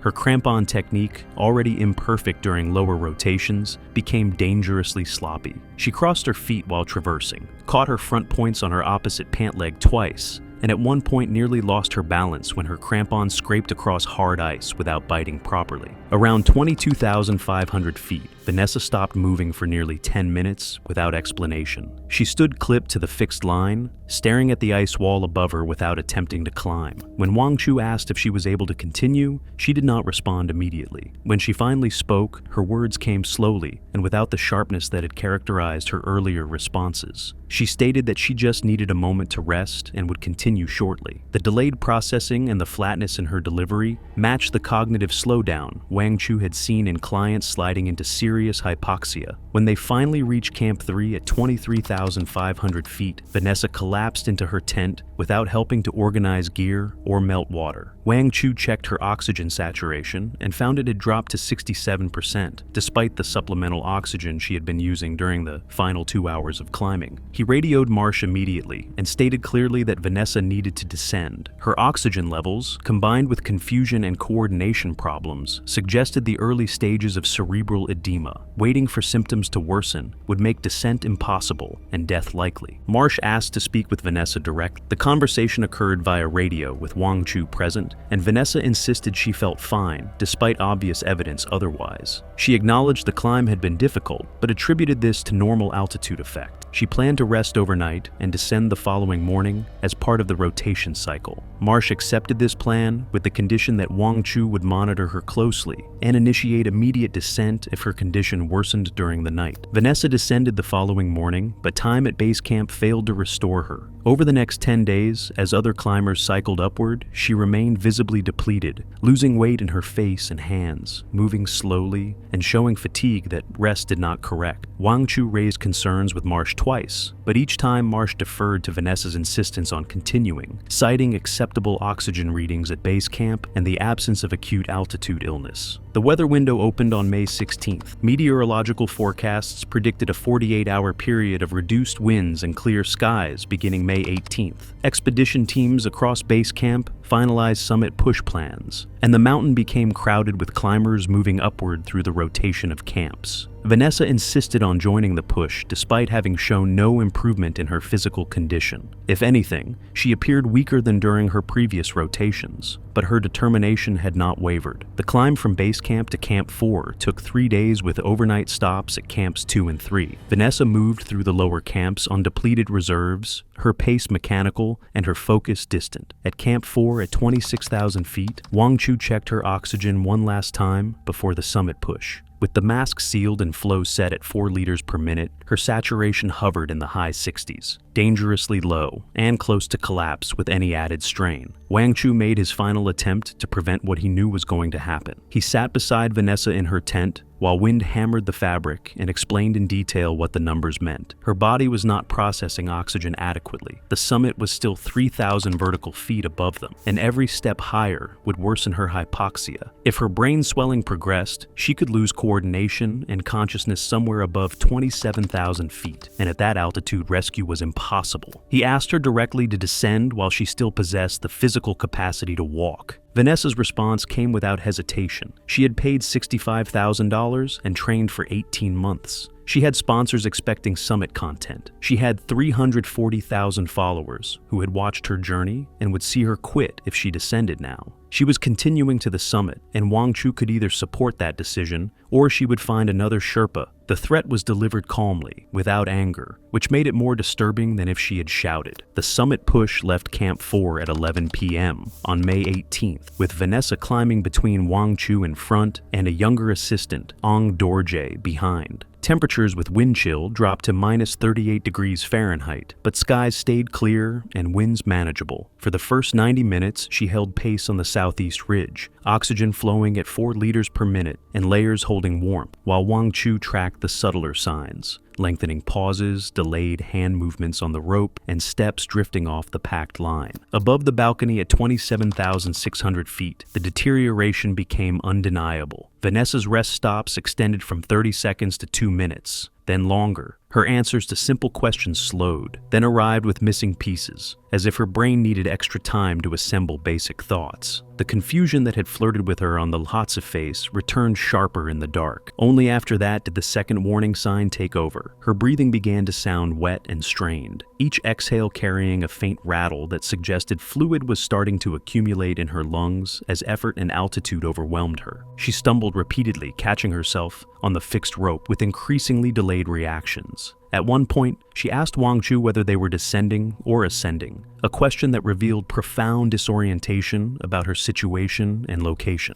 By 28,000 feet, with approximately 1,000 vertical feet remaining to the summit, Vanessa had stopped making meaningful forward progress. She would climb 15 to 20 feet, then stop for 5 minutes or longer, her head dipping as if she were trying to sleep while standing. Other climbers passed them, some offering brief encouragement, others saying nothing as they focused on their own survival. The turnaround time that Wang Chu had established, 3 a.m. regardless of position, came and passed while they remained far below the summit. Wang Chu told Vanessa they were turning around immediately. She did not respond. Wang Chu repeated the warning with greater urgency, but Vanessa showed little comprehension and continued climbing. When he stepped in to block the line, she forced past him with erratic strength, her movements uncoordinated and impulsive. Ang Dorji moved up to help, and together they tried to turn her downward, guiding her hands to the lower rope and setting her boots back into the track, but she resisted and kept pushing upward, fixated on the summit. What followed was 45 minutes of struggle with a client who had ceased to function rationally. They could not physically carry her down against her will, without risking all three of them falling. They could not restrain her without turning a fixed rope route into a fight for balance. They could not call for rescue because helicopter operations were impossible at that altitude, and sending more people into the same situation would only multiply the problem. Before making the decision to leave, Wang Chu and Ang Dorje did what experienced high-altitude guides do when there are no good options left. They shortened Vanessa's tether and clipped it directly to the fixed line in a way that reduced slack and fall potential. They checked her Jumar and carabiners by touch in the dark, ensuring she was attached with redundancy. They seated her as securely as the slope allowed, pressing her down into the track so her body weight settled instead of tipping. Wang Chu positioned her oxygen mask again, verifying the seal as best he could with numb fingers, then turned the regulator to confirm flow. Then Wang Chu guided her hands to the rope below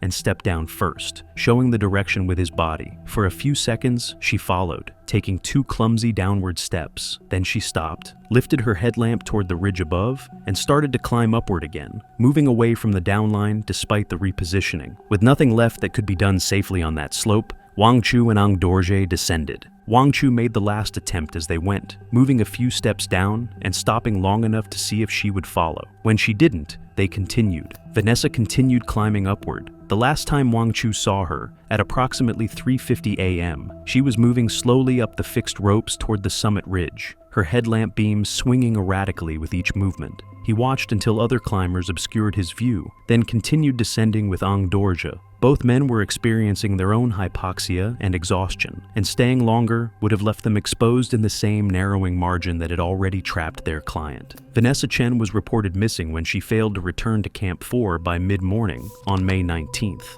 Radio traffic from the upper mountain turned into a rolling inventory of partial sightings and empty confirmations. Climbers who had passed a headlamp above 28,000 feet before dawn, teams who turned around at first light, and descent lines clogged with exhausted people who could only describe what they had seen in fragments. No one could confirm a summit. No one could confirm a turnaround. Above 26,000 feet, search meant scanning the route while trying to stay alive, and the weather window that had carried the summit wave began closing behind the last descending teams. Over the next 2 days, expedition leaders coordinated checks through the usual bottlenecks, the balcony, the South Summit Ridge, and the traverses where climbers tended to stop and rest. Sherpas moving loads down for rope work and cache cleanup scanned the track and the fixed line as they passed, looking for a headlamp, a figure moving, anything that suggested she was still capable of descent. What came back was silence and negative sightings. By May 21st, the mountain had shifted from rescue language to recovery language, because time in the death zone removed options with every hour that passed. On May 22nd,